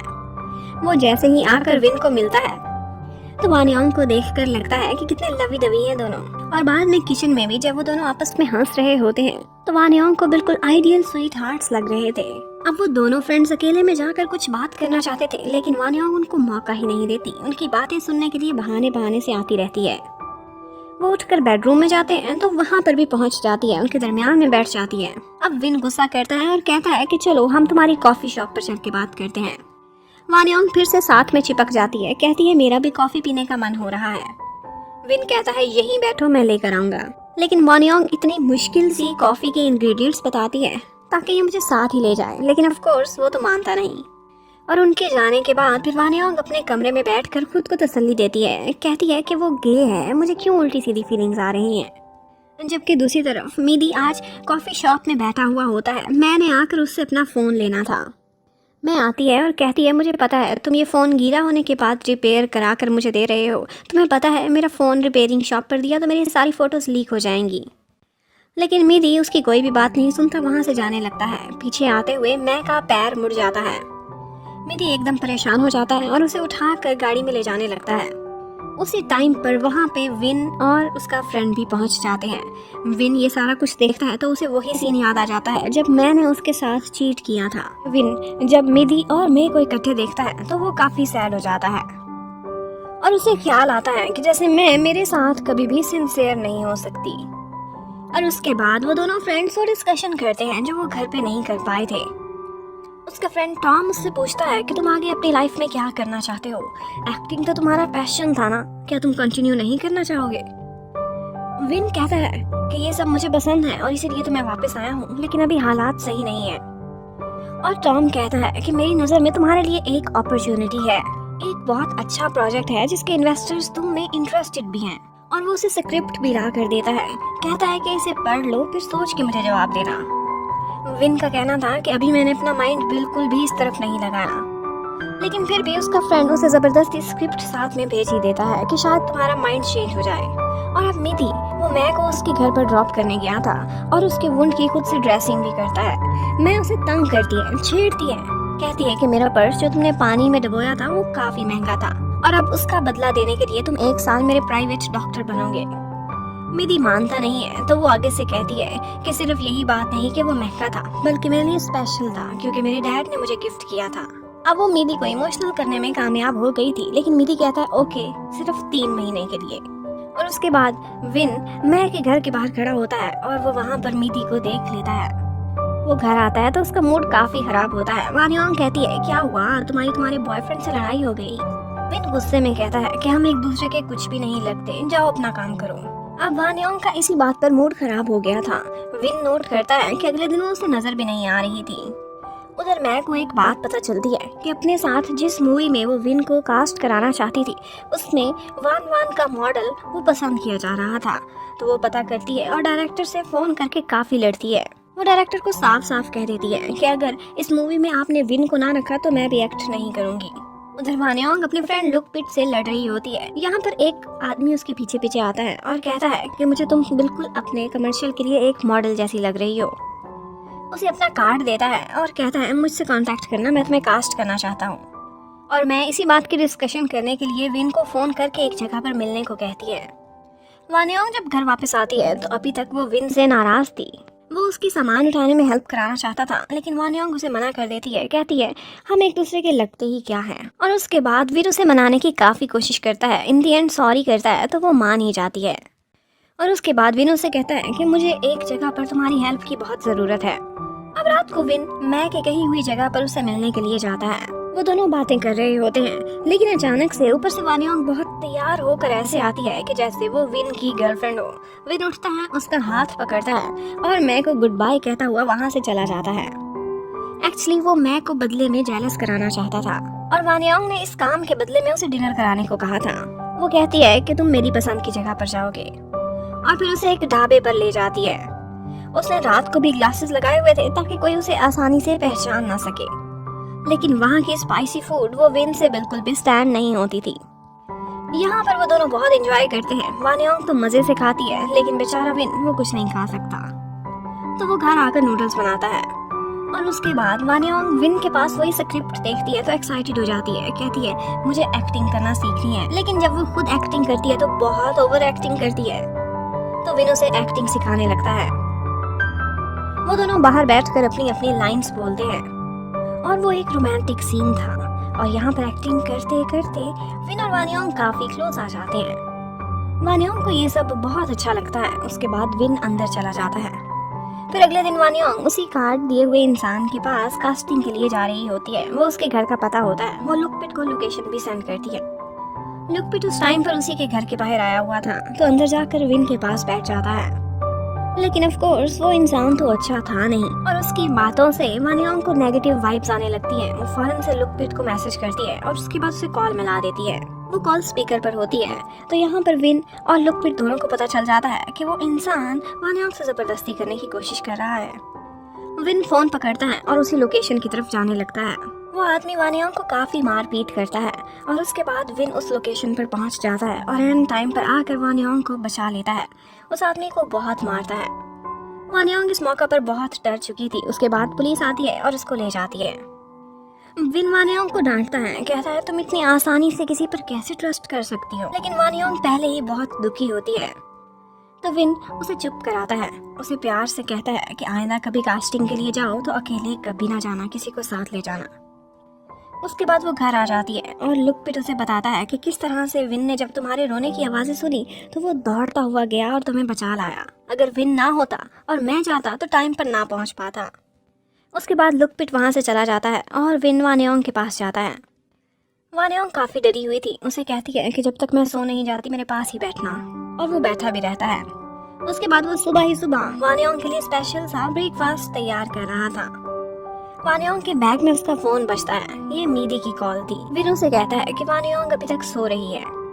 मीदी ये सुनकर परेशान हो जाता है कि किसने उसका फोन उठाया है और उसे क्या हुआ है। वो फौरन से उसके घर की तरफ जाता है और विन को देखकर उसे लगता है कि ये उसका वही पागल वाला रिलेटिव है। वो फौरन से अंदर जाता है और देखता है कि वानियोंग बीमार पड़ी हुई है और विन के सामने मीदी बार बार वानियोंग को अपनी गर्लफ्रेंड ही कहता रहता है। वानियोंग की काफी तबीयत खराब थी तो मीदी उसे उठाता है और उठाकर अपने साथ हॉस्पिटल ले जाने लगता है। विन रोकने की काफी कोशिश करता है लेकिन मीदी उसे ले जाता है।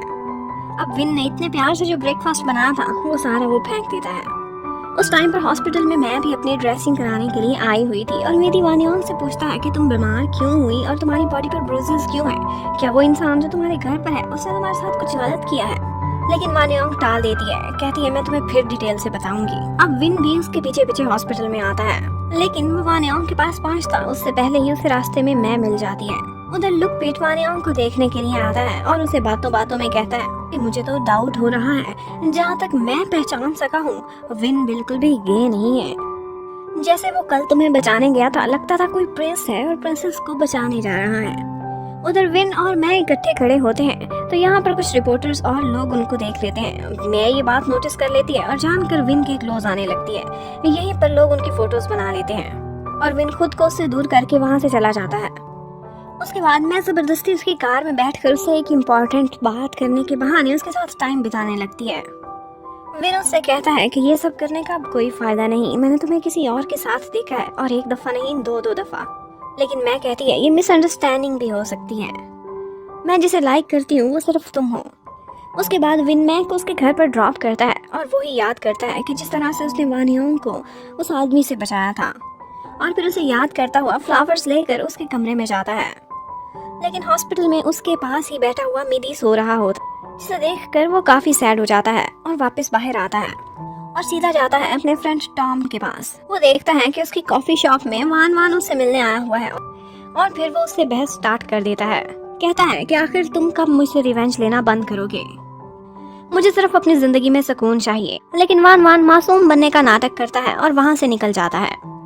और उसके बाद टॉम बताता है कि वान ने मुझसे यही बात की थी कि वो चाहता है कि उस न्यू मूवी में मेरा मॉडल हीरो बने, इसलिए मैं ये चाहता हूँ कि तुम अपने फ्रेंड विन को कहो कि वो जहाँ से आया था वहीं वापस चला जाए, बिल्कुल खामोशी से। और उसके बाद वो दोनों फ्रेंड्स नए मूवी के स्क्रिप्ट के बारे में बातें करते हैं। विन को वो स्क्रिप्ट काफी पसंद आया था। वो कहता है कि मैं एक्टिंग करने के बारे में दोबारा से सोचने लगा हूँ। उसके बाद जब विन घर जाता है तो उसे वानियोंग की काफी याद आती है। वो उसके कमरे में भी जाता है, जबकि वानियोंग उसका आज मूड बहुत खराब था। उसे उम्मीद थी कि विन उससे मिलने के लिए हॉस्पिटल में आएगा, लेकिन वो आया ही नहीं था। वो अपनी पैकिंग करने लगती है, वो घर वापस जाना चाहती थी। मीदी उसे रोकने की कोशिश करता है कि अभी तुम्हें और रेस्ट की जरूरत है और वैसे भी घर पे एक और आदमी भी रहता है, लेकिन वानियोंग उसकी बात नहीं सुनती। घर पर विन पहले से ही वानियोंग के इंतजार में बैठा था। वो फौरन से उसकी आवाज सुनकर खुश हो जाता, लेकिन एक्टिंग करता है जैसे उसे कोई परवाह ही ना हो। वानियोंग को ये बात बहुत बुरी लगती है। वो मूड खराब करके ऊपर अपने कमरे में चली जाती है और लुकपिट से कहती है कि देखो, इसने मेरा हाल चाल भी नहीं पूछा, ये बहुत ही खड़ूस इंसान है। और लुकपिट आगे से कहता है कि मुझे ऐसी फीलिंग आती है कि जैसे तुम्हारा इस पे क्रश हो और तुम जेलस हो रही हो। जब लुकपिट कमरे से बाहर निकलता है तो विन बाहर खड़ा कान लगा के उनकी बातें सुन रहा था और फिर ऐसे एक्टिंग करने लगता है कि जैसे अपनी कोई खोई हुई चीज नीचे से ढूंढ रहा है। उसके बाद विन देखता है कि वानियोंग अपनी मेडिसिन नीचे ही भूल गई है। वो ऊपर उसके कमरे में जाता है उसे मेडिसिन देने के लिए। एक्चुअली विन को ये प्रॉब्लम था कि मीदी कल बार बार खुद को इसका बॉयफ्रेंड क्यों कह रहा था। वो जेलस हो रहा था, लेकिन फिर भी वो वानियोंग की केयर करता है, उसे मेडिसिन देता है। वानियोंग कहती है कभी तो तुम मुझसे बात भी नहीं करते और कभी मेरी इतनी केयर करने लगते हो, तुम्हें क्या है? पता है मुझे कितना बुरा लगा, तुम मुझे हॉस्पिटल में देखने भी नहीं आए थे। विन कहता है था ना वहाँ पे मीदी तुम्हारा ख्याल रखने के लिए, तुम्हारा बॉयफ्रेंड। और फिर उसके जाने के बाद वान योंग को खुद पर काफ़ी गुस्सा आता है कि ये क्या मैं क्रेजी हो गई हूँ, ये बातें भी भला बोलने वाली थी। फिर उसके बाद अगले दिन वान योंग खुद को समझाने की कोशिश करती है कि ये क्या, मुझे इसके लिए क्यों फीलिंग्स आ रही हैं, वो गे है, मुझे ये बात नहीं भूलनी चाहिए। विन भी उसे जब घर में नहीं देखता तो उसके कमरे में जाकर उसका हाल चाल चेक करता है, लेकिन वो सोने का नाटक करने लगती है। वो उसकी बॉडी पे वाइप करने लगता है। उसे पता चल गया था कि ये सोई नहीं है, तो वो जानबूझकर उसके क्लोज होता है और फिर स्वीट ड्रीम्स कहता हुआ वहां से निकल जाता है।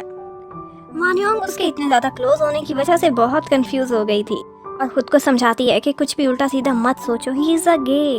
उसके बाद नेक्स्ट डे वान योंग कास्टिंग के लिए फिर कहीं चली जाती है। जब वो वहां पर एक्टिंग करने की कोशिश करती है तो उसे वही विन की कराई हुई रिहर्सल याद आने लगती है। इस बात का इतना बुरा इंप्रेशन पड़ता है कि वो लोग उसे वहां से भगा ही देते हैं। वो यही बात आकर लुकपिट को बताती है, कहती है कि मुझे उसके लिए पता नहीं क्यों फीलिंग्स आ रही है, लेकिन वो तो गे है। और लुकपिट उसे समझाता है कि ये सब भुलाने के लिए तुम अपने कैरियर पर और अपने ड्रीम पर फोकस करो। वान योंग का अब विन का सामना करने को भी मन नहीं कर रहा था। वो उसके सोने के बाद चोरी चोरी बाहर निकलती है, किचन में जाती है खाना खाने के लिए, लेकिन विन भी इसी इंतजार में था। वो उसे पकड़ लेता है। वो कहता है, तुम मेरे सामने क्यों नहीं आ रही, मुझे अवॉइड कर रही हो, कभी सोने का नाटक करने लगती हो, और जहाँ तक नाटक की बात है तुम्हें पता है ना कि तुम कितनी बुरी एक्टिंग करती हो, मुझे सब पता चल जाता है। लेकिन वान योंग बात को बदलती है और वहां से भाग जाती है।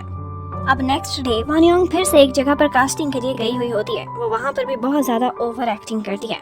वहां पर मौजूद बहुत से लोगों का नाम लिस्ट में फाइनल हो जाता है, लेकिन वान योंग का नाम नहीं आता। इसी बात की वजह से वो बहुत सैड होती है और रात को रोती रहती है। अब वो बार बार वही एक्स्ट्रास के रोल कर करके थक गई थी। दूसरी तरफ हमें मैक को दिखाते हैं, उसे न्यूज मिलती है कि उसी बड़ी वाली मूवी में इन्वेस्टर्स ने विन को एज अ हीरो लेने के लिए फाइनल कर दिया है। वो इसी न्यूज से रिलेटेड विन को मैसेज कर देती है। अब वान योंग सैड होती है। वो अपनी यही बात विन से भी शेयर करती है। वो उसे तसल्ली देता है कि तुम मेहनत करोगी और मैं तुम्हें सिखाऊंगा, तुम एक दिन जरूर सुपरस्टार बनोगी। और फिर शरारत भी करता है। उसे कहता है मैं खाना बनाता हूँ और लेकर क्या आता है बनानास। लेकिन एक दफा उसका मूड बिल्कुल ठीक कर देता है। अब next day finally win public के सामने आ जाता है और उस मूवी से रिलेटेड प्रेस कॉन्फ्रेंस में आकर अनाउंस करता है कि वो ही इस मूवी का हीरो है। वान जब ये देखता है तो उसे बहुत गुस्सा आता है कि उसके मॉडल को सिर्फ सपोर्टिंग रोल मिला है। मीडिया उनसे बहुत से क्वेश्चंस करता है। विन कहता है कि वो सारी खबरें पुरानी हो गई हैं, मैं उन पे डिस्कशन नहीं करना चाहता। और मैं के बारे में कहता है कि वो सिर्फ और सिर्फ मेरी एक फ्रेंड है और कोवर्कर। वान योंग ये सारा कुछ न्यूज़ में देखती है और बहुत खुश हो जाती है। वो घर पर सेलिब्रेशन का सारा अरेंजमेंट करने लगती है और जब विन घर वापस आता है तो वो उसे सरप्राइज देती है और उसे गिफ्ट के तौर पर एक छोटा सा प्लांट देती है जो उसके लिए बहुत स्पेशल था। लेकिन विन कहता है किसी और गिफ्ट की कोई ज़रूरत नहीं है, तुम बस मेरे लिए सिर्फ पियानो ही बजा दो। और वो दोनों काफ़ी इंजॉय करते हैं। उसके बाद जब वो लोग बाहर बैठे होते हैं तो विन वान योंग से कहता है कि अब मैं तुम्हें एक्टिंग करना सिखाऊंगा। वान योंग को पहले तो यकीन ही नहीं आ रहा था। वो ये न्यूज़ सुनकर बहुत खुश होती है और कहती है कि मेरा एक्टिंग कोच इतना हैंडसम है। फिर हमें फ्लैशबैक में दिखाते हैं कि एक्चुअली विन ने इस मूवी में इस शर्त पर काम करने के लिए हाँ की थी कि इसी मूवी में वान योंग को भी एक छोटा मोटा रोल दे दिया जाए। उसके बाद नेक्स्ट डे से विन वान योंग का कोच बन जाता है। सबसे पहले तो उसे बहुत सारी एक्सरसाइज कराता है। कहता है कि एक्टिंग के लिए ये माइंड को फ्रेश रखती है, ये करना बहुत ज़रूरी है। और उसके बाद नेक्स्ट लेसन ये होता है कि उसे सिर्फ अपनी आईज से एक्सप्रेशन देने थे और विन ने ये सब कुछ समझने की कोशिश करनी थी।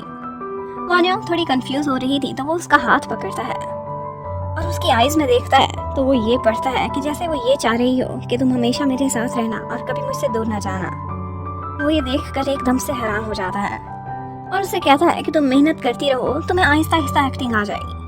उसके बाद नेक्स्ट स्टेप में वो एक्टिंग सिखाने के लिए उसे अपने साथ एक रेस्टोरेंट पर ले जाता है और लोगों को पढ़ने की और पढ़ाने की कोशिश करता है। वो वेटर के बारे में कहता है कि ये वेटर पुराना होगा, ये नया होगा। वो बहुत अच्छे से लोगों को समझ सकता था। और फिर दो लोगों को देखकर कहता है कि हम भी इन्हीं की तरह से रोल प्ले करेंगे, इनका जो भी आपस में रिश्ता है वो हम बनने की कोशिश करेंगे। यहाँ पर विन वान योंग का हाथ पकड़ लेता है और इत्तेफाक से वान भी उसी टाइम पर उन दोनों को इकट्ठे देख लेता है और वो कोई प्लानिंग करने लग जाता है। उधर मैक को एक धमकी वाला मैसेज आता है। वो परेशान हो जाती है और विन को कॉल करके बताती है। विन को लग रहा था कि मुझे मूवी में रखवाने की वजह से ये इस मुसीबत में फंसी है। वान योंग उस टाइम पर वॉशरूम में थी वो फौरन से मैं की तरफ चला जाता है। वानियोंग को वॉशरूम के बाहर वॉन वॉन मिलता है। वो जानबूझकर उसे अपने जाल में फंसाने की कोशिश करता है। कहता है मैं तुम्हें अपने साथ मॉडल रखना चाहता हूँ, और उसे अपनी एजेंसी का कार्ड देता है। उसका फ़ोन नंबर भी ले लेता है। विन फिर मैं के घर पर जाता है, और जब वो मैसेज देखता है तो वो भी परेशान हो जाता है। थोड़ी देर बाद वो वापस जाना चाहता था, पर मैं कहती है कि आज मेरे घर पर कोई नहीं, मुझे डर लग रहा है, तुम यहीं पर ठहर जाओ। वानियोंग वान वान से मिलने की खबर विन को बताना चाहती थी, लेकिन विन का बहुत वेट करती है, वो घर पर आता ही नहीं। इतने में उसे वान वान की कॉल आती है और वो उसे कहता है कि कल सुबह ही सुबह तो मेरे ऑफिस में पहुंच जाना, हम दोनों कॉन्ट्रैक्ट साइन करेंगे। जबकि दूसरी तरफ वो बार बार विन को ड्रिंक कराए जा रही थी। विन को ड्रिंक करने की वजह से थोड़ी बेचैनी होने लग गई थी। यहाँ मैं उसके क्लोज आती है और कहती है कि मैं दोबारा से तुम्हारे साथ डेटिंग करना चाहती हूँ, और उसे इंटीमेट करने की कोशिश करने लगती है। जबकि वानियोंग वो विन का इंतजार करके सोफे पे ही सो गई थी और अब सुबह भी हो चुकी थी। उधर विन मैं के साथ सोया होता है। जब सुबह उठता है तो काफी परेशान होता है। मैं उससे कहती है कि क्या तुम्हें कुछ भी नहीं याद, और विन याद करने की कोशिश करता है। उसे याद आता है कि उसने मैं को किस की थी, लेकिन उसके बाद उसे रियलाइज हुआ था उसने सॉरी किया था और पीछे हट गया था। मैं आज उससे पूछती है कि अब तुम मुझ में इंटरेस्टेड क्यों नहीं हो, क्या इस वजह से कि मेरी शादी हो गई थी। लेकिन विन उसकी कोई भी बात का जवाब दिए बगैर वहां से चला जाता है। जबकि उधर वानियोंग वो विन के इंतजार में होती है। वो देखती है कि वो रात को घर भी नहीं लौटा था। अब उसने वान वान से मिलने के लिए आज जाना था। वो विन से ये बात शेयर करना चाहती थी, लेकिन उसे बताए बगैर ही वहाँ से चली जाती है। और फिर वो वान वान से मिलकर बहुत खुश होती है और एक कॉन्ट्रैक्ट भी साइन करती है। वान वान जल्द ही उसे कास्ट करने का वादा करता है। उसके बाद वानियोंग जब घर वापस आती है तो उसे मेडी की कॉल आती है। वो उसे खाने पर इनवाइट करना चाहता था, लेकिन वानियोंग आज के लिए मना कर देती है और कल का वादा करती है। वो लोग अपनी टिपिकल जगह पर लंच करने के लिए मिलेंगे। वानियोंग अब बेचैन होकर विन के वेट में बैठी होती है, लेकिन जब विन वापस आता है तो वो तो ड्रंक होता है, आते ही सो जाता है। वानियोंग उसके करीब जाकर उसे चेक करती है तो उसे पता चलता है कि ये कितना ड्रंक है। अब विन एकदम से उठता है और उसके ऊपर ही वॉमिट करना स्टार्ट कर देता है। पहले उसके कपड़े गंदे करता है, फिर उसके फीट भी गंदे कर देता है। और अब वानियोंग सारी साफ सफाई करने के बाद विन के लिए एक सूप बना रही थी ताकि वो जल्दी सोबर हो जाए। उसके बाद विन को जगाने के लिए वो स्पंजिंग करती है और उसको वही पॉरिश देती है जो उसने पकाया था। लेकिन विन खुद खाने से पहले बड़े प्यार से वानियोंग को वो खिलाता है। वो दिल ही दिल में बड़ी खुश हो जाती है, लेकिन आगे से विन कहता है अच्छा हुआ मुझे कंफर्म हो गया कि तुमने इसमें कुछ मिलाया नहीं है। उसके थोड़ी देर बाद विन को मैं की कॉल आती है, लेकिन पीछे से वानियोंग आवाज दे रही थी, वो मैं सुन लेती है। वो एकदम से उसे क्वेश्चन करती है कि तुम्हारे पास लड़की कौन है, लेकिन वो झूठ बोल देता है कि ये टीवी की आवाज थी और खुद के बिजी होने का कहकर कॉल काट देता है। तो आगे से वानियोंग उसे कहती है कि तुमने झूठ क्यों बोला, तुम फारिग तो हो, क्या कर रहे हो सिवाय वॉमिट करने के। उसके बाद विन अपनी डाक चेक करने लगता है। उसी डाक के बीच में एक फ्री का वाउचर भी था। वो गिफ्ट वाउचर देखकर वानियोंग की आंखें खुली की खुली रह जाती हैं, क्योंकि वो 3 दिनों का एक महंगा सा वेकेशन ट्रिप का वाउचर था।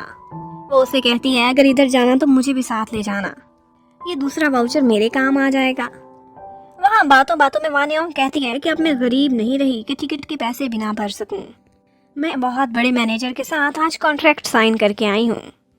विन तब हैरान रह जाता है जब वान वान का नाम उसे बताती है, और इस बात पर वो उससे लड़ना स्टार्ट कर देता है कि तुमने मुझसे पूछने की भी कोशिश नहीं की, क्या तुमने पढ़ा भी था कि उस कॉन्ट्रैक्ट में क्या लिखा हुआ है।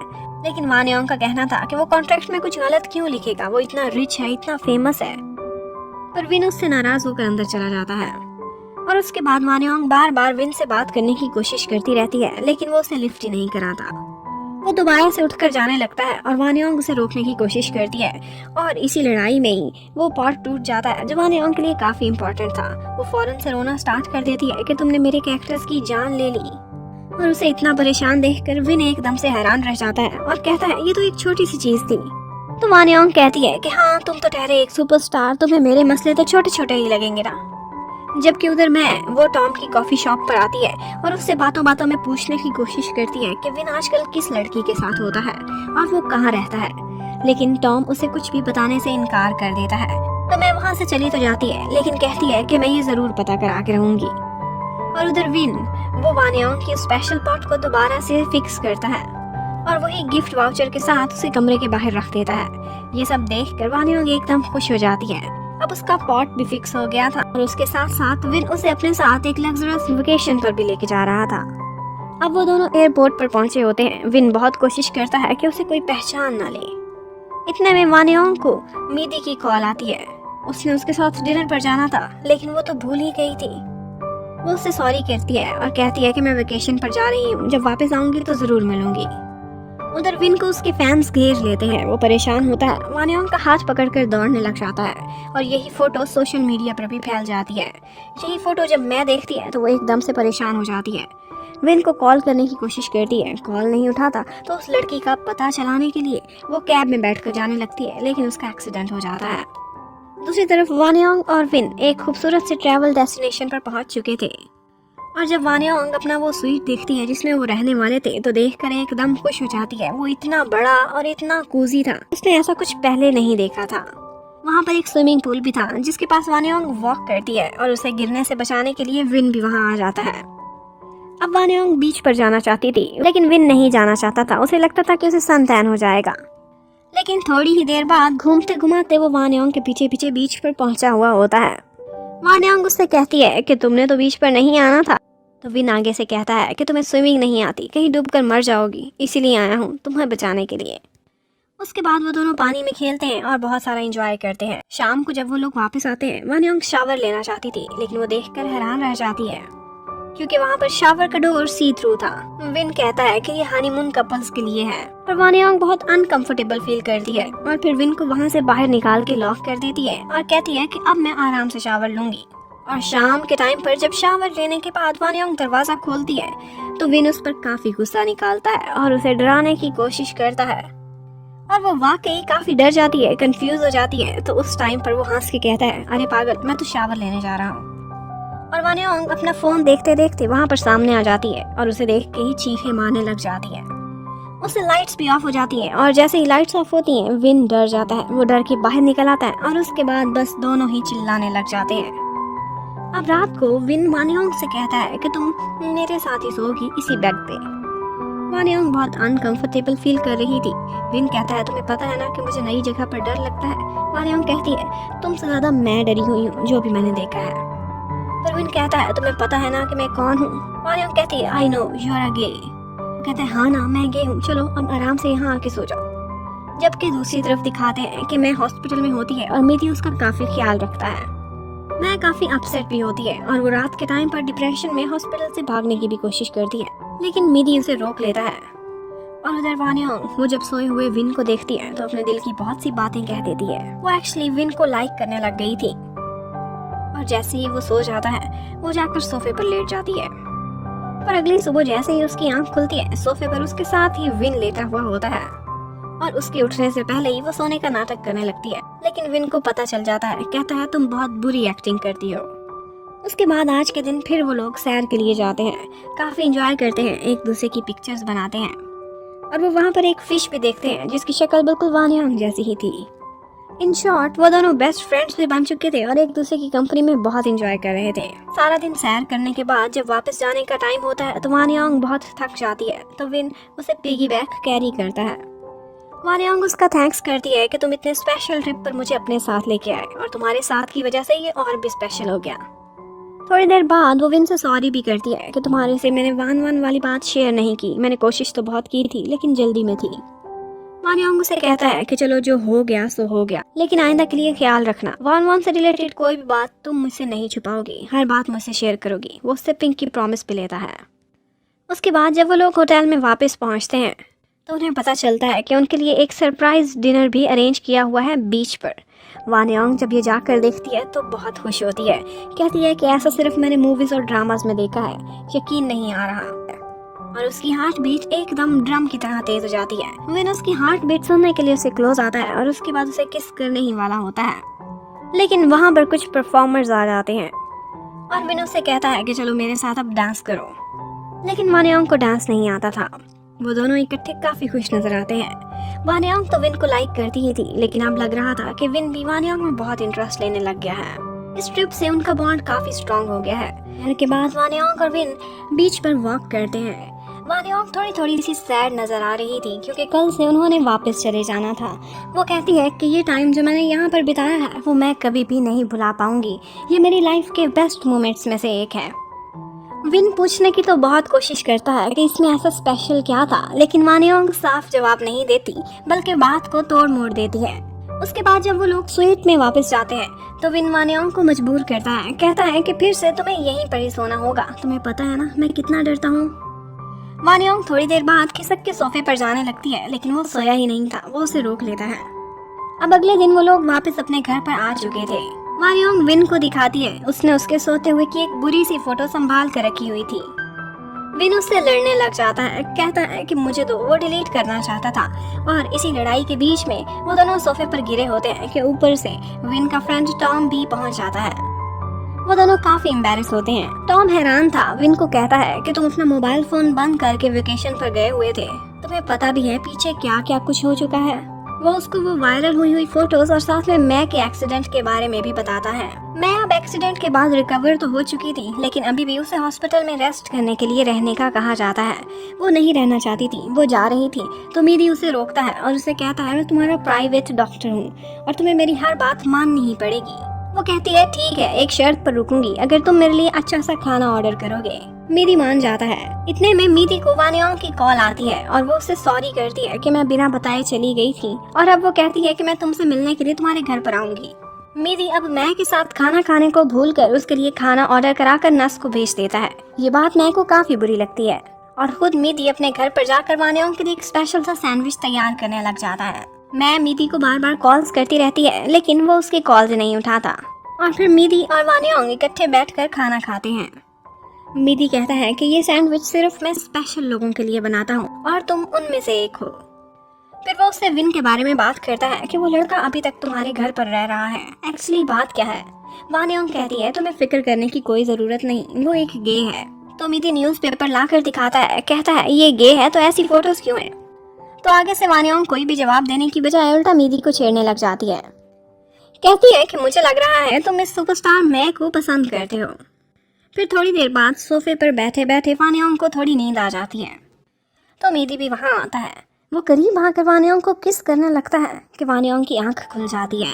तो मीदी उसे कहता है कि मैं तुम्हें लाइक करता हूँ, मैं ऐसा क्या करूँगा कि तुम मुझ में कोई इंटरेस्ट शो करोगी। मैंने अपनी पूरी कोशिश करके देखी है लेकिन तुम्हारा दिल नहीं जीत सका। वानियोंग कहती है कि मैं ऐसी कोई भी बात नहीं करना चाहती और वहाँ से चली जाती है। उधर वान को दिखाते हैं, वो अपने मॉडल को हर तरह से जगह जगह कास्ट कराने की कोशिश कर रहा होता है, लेकिन आगे जाकर उसे हमेशा यही पता चलता है कि आगे से इन्वेस्टर्स विन में इंटरेस्टेड हैं और सारे बड़े बड़े एड्स जो पहले उस मॉडल को मिलना थे अब विन के पास चले जाते हैं। और इसमें हाथ होता है विन के फ्रेंड टॉम का भी। उसने भी अपने फ्रेंड के थ्रू विन को काफी रिकमेंड कराया था। उसके बाद विन की डायरेक्टर से बात होती है, उसकी कल से पोस्टर शूटिंग स्टार्ट होनी थी। वो डायरेक्टर को कहता है कि मैंने एक लड़की को रिकमेंड कराना था, आपको याद है ना? डायरेक्टर कहता है बिल्कुल याद है और जल्द ही उसकी हम ऑडिशन भी लेंगे। अब जैसे ही वानियोंग घर में आती है तो विन उसे कहता है कि तुम जहाँ पे भी गई थी एक बात याद रखो, अब तुम्हें मेहनत करनी पड़ेगी, इसलिए हम ज्यादा से ज्यादा प्रैक्टिस किया करेंगे और मैं तुम्हें एक्टिंग सिखाऊंगा। फिर वो लोग बाहर बेंच पर बैठकर एक्टिंग की प्रैक्टिस करने लगते हैं। वानियोंग फिर से ओवर एक्टिंग करती है, लेकिन विन उसे बार बार समझाता है कि किस तरह से इमोशंस और फीलिंग्स को शो कराना है और उसकी इतनी मेहनत की वजह से वानियोंग अब इम्प्रूव भी करने लग गई थी। विन ने वही वानियोंग जैसी दिखने वाली फिश भी उसके लिए खरीद ली थी। उसे सरप्राइज देने के लिए वो उसे फ्रीजर में रख देता है और फिर वानियोंग को बुलाकर कहता है कि मुझे फिश पका के खिलाओ। वो जैसे ही फ्रीजर देखती है तो ये देखकर सरप्राइज रह जाती है और बहुत खुश होती है। और वानियोंग की खुशी इतनी ज्यादा होती है कि वो अपने कमरे में दीवार पर लगे हुए दूसरे सारे हीरोज के पोस्टर उतार कर फेंक देती है। फिर अगले दिन विन का मैं के साथ एक फोटोशूट हो रहा होता है। वहाँ पर मैं जानबूझकर एक्टिंग करती है गिरने की और विन उसे संभाल लेता है। यहाँ पर फोटोग्राफर्स उनकी बहुत सी फोटोज बना लेते हैं और उसके बाद मीडिया के लोग विन से काफी क्वेश्चन करते हैं कि आप छुट्टियां मनाने के लिए किसके साथ गए थे, कोई तो लड़की थी। लेकिन विन बहुत पॉलिटिकली उस बात से इनकार कर देता है, कहता है कि ये सिर्फ एक मिसअंडरस्टैंडिंग है। उधर वान एक जगह ऑडिशन के लिए वानियोंग को साथ लेकर गया हुआ था। जब वानियोंग अंदर जाती है तो देखती है कि बिल्कुल ये वही स्क्रिप्ट है जिसकी प्रैक्टिस कल उसे विन ने कराई थी। दूसरी तरफ वो विन पर अकेले में थोड़ा सा गुस्सा करती है, कहती है कि मैं इतनी बीमार रही, तुमने हॉस्पिटल में मुझे पूछना क्या, एक कॉल भी करना गवारा नहीं समझा। जबकि उस ऑडिशन में वान योंग विन की कराई हुई हेल्प के थ्रू बहुत अच्छा ऑडिशन दे देती है। वो बाहर आकर वान वान को कहती है कि मैंने बहुत अच्छी एक्टिंग की। उसके मुंह से बात लीक हो जाती है, कहती है कि मुझे विन ने प्रैक्टिस कराई थी इसी सीन की, और बात बदलने के लिए कहती है कि विन मेरा एक हमसाया है। अब घर पहुंचकर वान योंग बहुत खुश होती है और विन ने ही उसे यहाँ पर रिकमेंड कराया था, लेकिन उसे बताया नहीं था। अब तो वो सुपरस्टार बनने के सपने देखने लगी थी। उसके बाद वान योंग का काफी सारा फोटोशूट भी कराता है और उसको प्रैक्टिस कराते हैं कि कैसे कैमरा के सामने खड़े होते हैं। और उस शूट के बाद वान योंग को कहता है कि आज एक जगह इवेंट है, तुम भी मेरे साथ चलो, वहाँ बहुत से लोग एडवर्टाइजमेंट के लिए तुम्हें चूज कर सकते हैं। वान योंग यही मैसेज विन को सेंड कर देती है, क्योंकि उसने हर बात उसे बताने का वादा जो किया था। उस इवेंट में मीडिया के सामने वान अपने मॉडल को वान योंग का हाथ पकड़कर खड़ा कर देता है। वान योंग काफी अनईजी फील करती है और उस पार्टी में कोई भी उसे नहीं जानता था। वो बहुत बोर हो जाती है, लेकिन थोड़ी देर बाद देखती है तो उसका फ्रेंड लुक पिट भी वहाँ पर किसी काम से आया हुआ था। वो कहता है कि मैं इवेंट ऑर्गेनाइजर हूँ और यहाँ पर थोड़ी मुश्किल में फंस गया हूँ। एक्चुअली उसका पियानो आर्टिस्ट भाग गया था और उसकी जगह पर अब वान योंग वहाँ पर पियानो बजाती है, और पियानो बजाने में वो कितनी अच्छी थी ये तो हम सब जानते ही हैं। तो ये देखकर सारे लोग काफी इम्प्रेस होते हैं और वान की भी तारीफ करते हैं कि ये तुम्हारी मॉडल है। और उसके बाद लोग वान योंग की और उस नए मॉडल की बहुत सारी फोटोज भी बनाते हैं। फिर वान योंग घर आती है और यही बात विन से शेयर करती है कि आज वो कितना हैप्पी फील कर रही है। सारे लोगों ने उसके टैलेंट को देखा और उसके लिए क्लैपिंग भी की। वो आसमान की तरफ देखकर कहती है कि तुम वो बड़े स्टार हो और मैं एक छोटा सा स्टार हूँ जो कोने में है। तो विन कहता है तुम भी एक दिन सुपरस्टार जरूर बनोगी। और उसके बाद वो उसे कैट वॉक करना सिखाता है, एक्टिंग करना, एक्सप्रेशंस, हर चीज पर तवज्जो देता रहता है। अब वान योंग थोड़ी सी फेमस हो गई थी। वो कहीं जाती थी तो लोग उसे पहचानने लग गए थे। उधर घर पर विन को डायरेक्टर की कॉल आती है और वो कहता है कि तुम्हारी रिकमेंड की हुई लड़की के लिए मैंने स्क्रिप्ट भेज दिया है। ये सुनकर विन एकदम खुश हो जाता है और फौरन से वान योंग को कहता है कि तुम घर वापस आ जाओ, मेरे पास तुम्हारे लिए एक गुड न्यूज है। और फिर उसके बाद घर के सारे बॉर्डर्स को रिमूव कर देता है और तैयार होकर वान योंग का वेट करता है। जैसे ही वो घर पहुंचती है तो थोड़ी सी हैरान रह जाती है कि ये बॉर्डर्स कहाँ गए। तो आगे से विन कहता है कि अब इस घर में कोई बॉर्डर्स नहीं लगेंगे, तुम जहाँ चाहो घूम फिर सकती हो। और इतने अच्छे मूड में होता है कि उसे बाहर डिनर पर ले जाना चाहता था। वान योंग ये सुनकर काफी हैरान होती है कि तुम्हारी तबीयत तो नहीं खराब या फिर मैं सपना तो नहीं देख रही।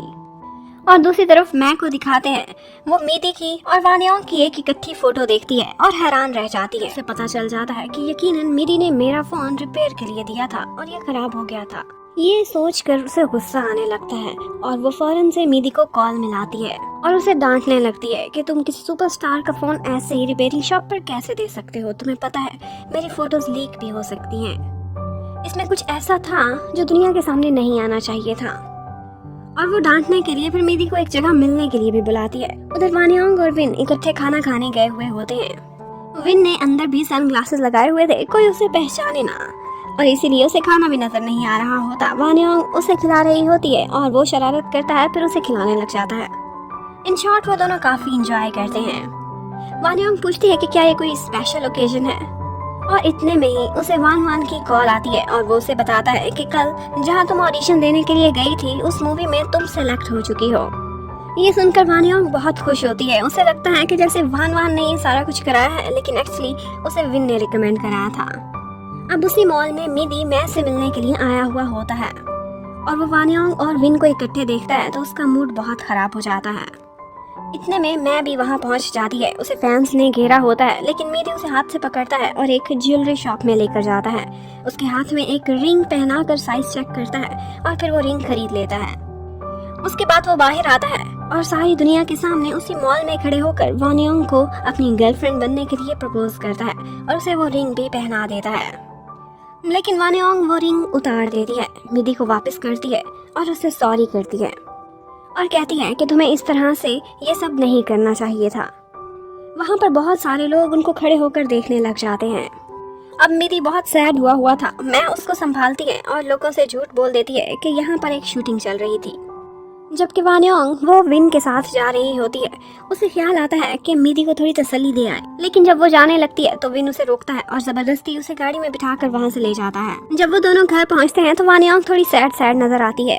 विन उससे कहता है कि अभी भी उसी के बारे में सोच रही हो, अभी तो उसे रिजेक्ट करके आई हो तो क्यों परेशान हो। वान योंग कहती है कि वो मेरी लाइफ में मेरा एक बेस्ट फ्रेंड था और उसे दुखी करके मुझे अच्छा नहीं लग रहा। उसे मैंने रिजेक्ट किया है क्योंकि मैं किसी और को लाइक करती हूँ। विन उससे पूछने लगता है कि तुम किसे पसंद करती हो, लेकिन वो जवाब नहीं देती। और फिर विन उसे किस करता है और कहता है कि अब के बाद तुम किसी और को लाइक नहीं कर सकती।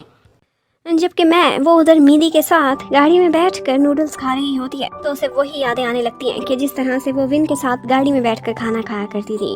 मीदी यहाँ पर उसे थैंक्स करता है कि इस मुश्किल टाइम में एक सुपरस्टार होकर भी तुमने मेरा साथ दिया। उसके बाद नेक्स्ट डे हमें दिखाते हैं कि चारों स्टार्स अपनी नई मूवी की शूटिंग के लिए रिहर्सल कर रहे होते हैं। मैं के साथ एक्टिंग करते हुए वान योंग को थोड़ी सी मुश्किल हो रही थी, उसे अच्छी एक्टिंग जो नहीं आती थी। यहाँ पर विन उसकी हेल्प करता है और मैं ये देखकर काफी जेलस होती है। उसके बाद अकेले में एक जगह पर मैं वान योंग को देखकर रोक लेती है और उसे कहती है कि तुम शक्ल से तो बहुत मासूम बनती हो, लेकिन विन को बचाने की कोशिश कर रही हो। ये मत सोचना कि तुम उसे अपने हाथ में कर लोगी। विन मेरा है और मैं तुम्हें खुद से ऐसे नहीं छीनने दूंगी। उसके थोड़ी देर बाद इन सारों को पता चलता है कि कल उन्होंने एक अवार्ड सेरेमनी में जाना है और वान योंग ये सुनकर बहुत एक्साइटेड होती है कि वहाँ पर रेड कारपेट भी होगा और मैं भी बाकी स्टार्स के साथ वहाँ जाऊंगी। उसके बाद अवार्ड का दिन आ जाता है, सारे लोग वहाँ पर जाते हैं। विन के साथ वहाँ पर मैं होती है। वहाँ पर मैं एक दफा गिरने लगती है, लेकिन वान योंग आगे बढ़कर उसे संभाल लेती है और इसी बीच उसका अपना जूता टूट जाता है। उसके बाद वान योंग का थोड़ा सा मूड खराब होता है जब वो घर वापस आती है, लेकिन विन उसका साथ देता है और कहता है कि मैं तुम्हारा पैर दबा देता हूँ। लेकिन वान योंग कहती है कि ऐसे मत करो, मुझे बताओ तुम्हारे और मैं के बीच में क्या चल रहा है। वो जवाब नहीं देता, वो वहाँ से चली जाती है। नेक्स्ट डे शूटिंग के टाइम पर वान योंग के पास आता है और उसे न्यूज़पेपर में दिखाता है कि हर जगह आजकल वान योंग के ही चर्चे हो रहे हैं, जिस तरह से उसने कल मैं को रेड कारपेट पर बचाया था और उसका एक फैन क्लब भी बन चुका है।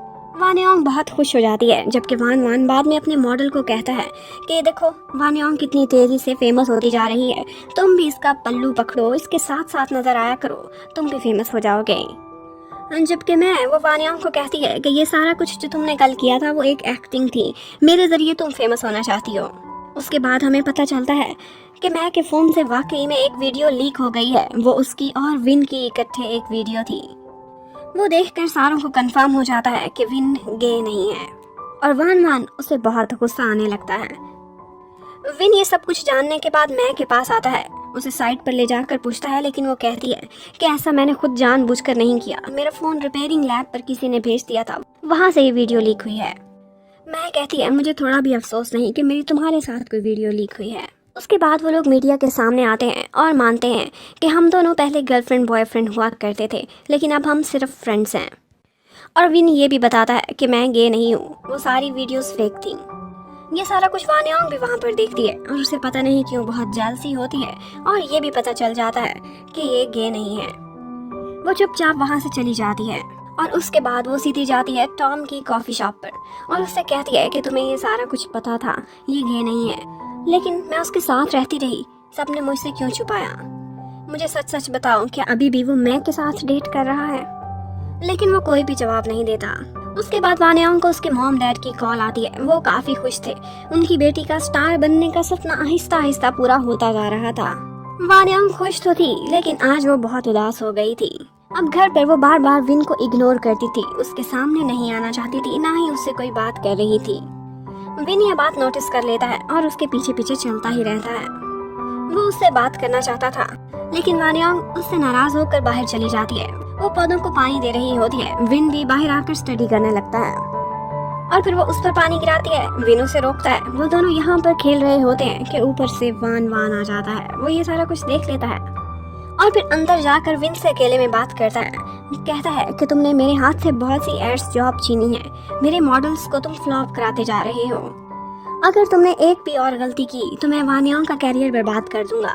उसके बाद वान योंग आती है तो वान उसे गुड न्यूज़ देता है कि तुम एक बहुत बड़ी प्रोडक्ट की एम्बेसडर भी बनाई जा रही हो। उसके बाद वान योंग उससे रिक्वेस्ट करती है कि मैं और विन इकट्ठे रह रहे हैं, ये बात आप प्लीज किसी को भी ना बताना। वान उसे तसल्ली देता है और वहाँ से चला जाता है। लेकिन बाद में विन वो वान योंग से काफी लड़ता है। कहता है कि तुमने कहा था मुझे हर बात बताओगी, लेकिन वान को तुमने एड्रेस बताया, ये मुझसे शेयर नहीं किया। वानियोंग तो पहले ही गुस्से में थी। कहती है कि ठीक है, अगर ये बात लीक हुई तो सारी जिम्मेदारी मैं खुद पे लूंगी, अपना कैरियर खत्म कर दूंगी, तुम्हें कोई नुकसान नहीं पहुंचने दूंगी। उसके बाद मेरी वानियोंग के घर पर आता है। विन दरवाजा खोलता है। वो उसे अंदर नहीं जाने देना चाहता था, लेकिन मेरी जबरदस्ती घुस जाता है। कहता है मैंने वानियोंग से एक बात करनी है। विन उसे काफी रोकता है, मना करता है, लेकिन वानियोंग मीडी से बात करने लग जाती है और उसे उसके कमरे में भेज देती है। मीडी उसे सॉरी करता है और कहता है कि क्या हम अभी भी फ्रेंड्स रह सकते हैं। मैंने उस दिन जो भी किया पब्लिक के सामने किया, ये मेरी गलती थी, लेकिन तुम मुझे माफ कर दो। मैं तुम्हारे फ्रेंड सर्कल से नहीं निकलना चाहता। उधर वान वान वो आज एक बहुत बड़ा प्लान रचता है। अपने मॉडल को फोन करके कहता है कि तुम वानियोंग को बाहर खाने पर बुलाओगे आज रात के लिए। उधर विन वो आज मिलने के लिए टॉम के पास जाता है और कहता है कि मैं अपना कैरियर ख़त्म करना चाहता हूँ, मैं अब शोबिस में काम नहीं करूँगा, मेरी वजह से वानियोंग को नुकसान हो रहा है। वान वान उसका दुश्मन बनता जा रहा है।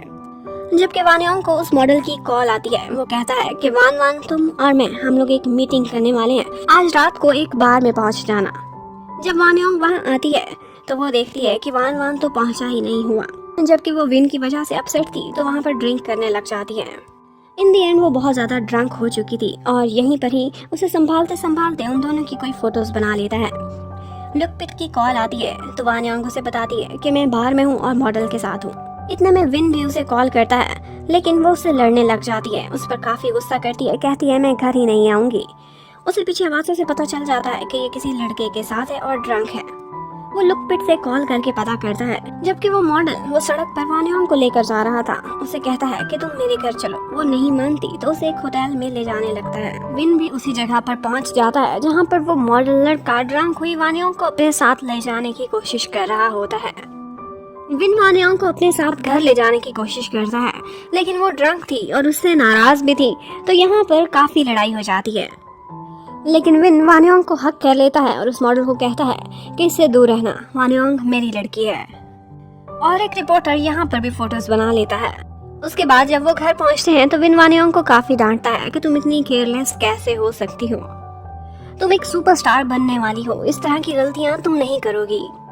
तो आगे से वानियोंग कहती है कि तुम किस रिश्ते से मेरे लिए परेशान हो रहे हो, मेरी इतनी परवाह क्यों कर रहे हो।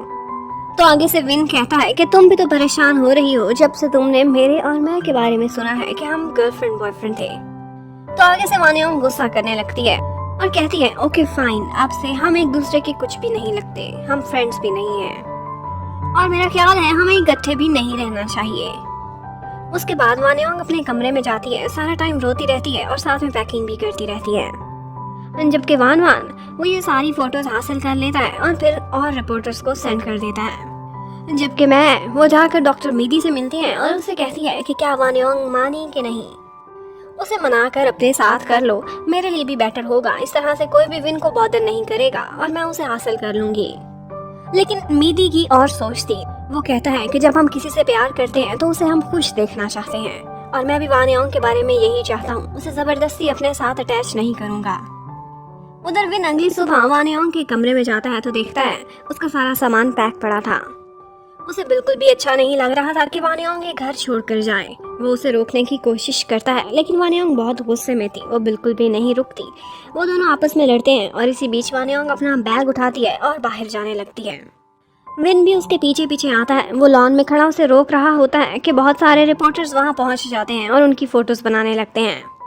और उसके बाद यही न्यूज़ मेन स्ट्रीम मीडिया पर भी फैल जाती है। हर कोई उनके रिलेशनशिप और इकट्ठे रहने के बारे में बातें करने लगता है, और सोशल मीडिया पर भी लोग वानियोंग के बारे में उल्टी सीधी बातें करना स्टार्ट कर देते हैं। जबकि मैं वो सीधी जाती है डॉक्टर मीडी के पास और उससे लड़ना स्टार्ट कर देती है कि तुमने मुझे पहले क्यों नहीं बताया था कि वो दोनों इकट्ठे रहते हैं, मुझे अभी के अभी बताओ कि वो कहाँ रहते हैं, मैंने वहाँ जाना है। लेकिन मीडी कहता है मैं नहीं बताऊँगा, तुम ऐसे जाओगी और वानियोंग से बदतमीजी करना स्टार्ट कर दोगी। लेकिन जब वो जिद करती है तो मीडी को मानना ही पड़ता है, क्योंकि वो रिपोर्टर से पता करने लगी थी।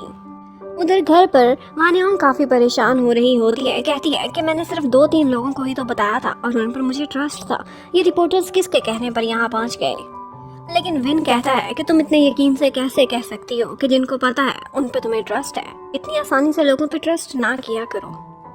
इतने में उनके घर के बाहर मीडी और मैं भी पहुंच जाते हैं, और मैं आते ही वानियोंग से लड़ाई करना स्टार्ट कर देती है। और कहती है कि तुम एक मामूली सी एक्स्ट्रा का रोल करने वाली लड़की गॉसिप्स में बार बार आना चाहती है, हर वक्त न्यूज पे छाई रहती हो, अपनी चीप टैक्टिक्स बंद करो।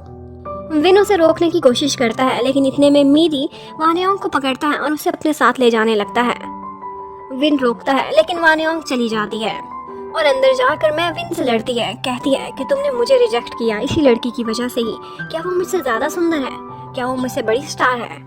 लेकिन विन कहता है कि तुम उससे खुद को कंपेयर करना बंद कर दो। जबकि वानियोंग वो सीधी जाती है लुकपिट के पास, और लुकपिट भी उसे परेशान देखकर काफी सैड हो जाता है।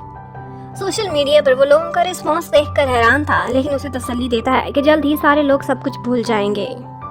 जब अगले दिन शूट पर वानियोंग जाती है तो लोग उसके बारे में बातें बना रहे होते हैं, लेकिन वान वान वहाँ पहुँचता है और उसे कहता है कि इनकी बातें सुनना बंद करो और तुम अपने काम पर तवज्जो दो।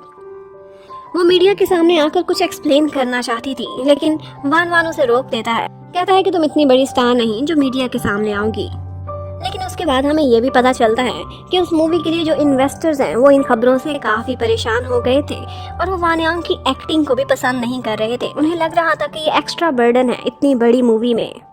वो लोग चाहते थे कि इसकी एक्टिंग भी अच्छी नहीं तो क्यों ना इसको निकाल के किसी और को कास्ट कर दिया जाए, लेकिन डायरेक्टर उनको रोकता है और कहता है कि ये आज स्ट्रेस में है, दोबारा से अच्छा परफॉर्म करेगी।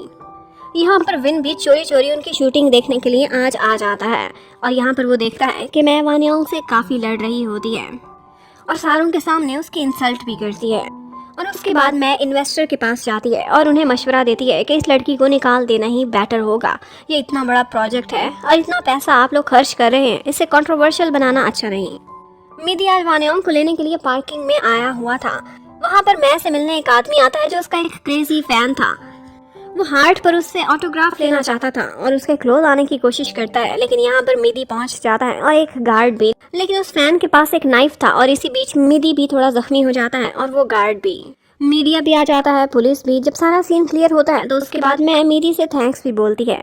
मिदी उसे कहता है कि तुम अपना ख्याल रखा करो, अकेले इधर उधर ना फिरा करो, तुम्हारी सेफ्टी सबसे इम्पोर्टेंट है। और उसके बाद मैं उसकी शर्ट उतरवाती है और उसका जो जख्म था उस पर फर्स्ट एड भी करती है। मैं को बहुत अच्छा लगा था जिस तरह से मीदी ने उसके लिए अपनी जान खतरे में डाली थी। उसे ऐसे लग रहा था कि जैसे वो बहुत स्पेशल हो। और उसके बाद जब वानियोंग आती है तो वो मीदी को कहती है कि मैं खुद को गिल्टी फील कर रही हूँ, तुम मुझे पिक करने आए थे और इतनी मुसीबत में पड़ गए हो। प्लीज़ मेरे लिए आइंदा खुद को ट्रबल में मत डालना, मुझे लेने नहीं आना। और उधर विन अपने फ्रेंड टॉम से मशवरा कर रहा होता है कि इस सिचुएशन में मुझे क्या स्टेप लेना चाहिए। वो लोग यही सोचते हैं कि यकीनन ये सारा कुछ करने में कहीं ना कहीं वान वान का हाथ ज़रूर है और वो वानियोंग को मीडिया के सामने नहीं आने देगा ताकि और भी ज़्यादा कॉम्प्लिकेशंस बढ़ जाएं। यकीनन विन को ही सामने आना पड़ेगा और कुछ ना कुछ स्टेप लेना ही होगा, इसी तरह से वानियोंग भी बच सकेगी। उसके बाद अगले दिन विन की शूटिंग थी। वो आकर देखता है कि आज वानियोंग नहीं है बल्कि एक और लड़की उसकी जगह पर इन्वेस्टर नई लेकर आ गया है। वो डायरेक्टर से इस बारे में बात करता है। वो कहता है कि मैं क्या करूं, मैं हेल्पलेस हूं, मैंने बहुत कोशिश की वानियोंग को बचाने की, लेकिन इन्वेस्टर्स नहीं मान रहे। तुम तो एक सुपरस्टार हो, लेकिन वो एक मामूली सी एक्ट्रेस है, वो इतनी बड़ी कंट्रोवर्सी बर्दाश्त नहीं कर सकती। और उसके बाद विन फैसला लेता है और वो मीडिया के सामने जाता है और सारों से कहता है कि मैं और वानियोंग सिर्फ फ्रेंड्स हैं और दो फ्रेंड्स इकट्ठे एक घर में रह लेते हैं, कोई बड़ा इशू नहीं है। और वो दुनिया के सामने उसको बचाने के लिए झूठ बोल देता है। कहता है कि मेरी पहले भी एक कंट्रोवर्सी सामने आई थी, मैंने उसे छुपा लिया था। एक्चुअली मैं तो एक गे हूँ और गे के साथ एक लड़की रह सकती है। और खुद को गे साबित करने के लिए वो अपने फ्रेंड टॉम को अपना बॉयफ्रेंड कह देता है। वानियोंग के कैरियर को संभालने के लिए उसने खुद के ऊपर एक और कंट्रोवर्सी दोबारा से डाल दी थी। लेकिन जब वो बाहर आते हैं तो एक और ही पेंडोरा बॉक्स खुल जाता है। टॉम उससे लड़ने लग जाता है, कहता है कि तुमने ये सारा कुछ क्यों किया, क्यों मेरी भावनाओं से खेला।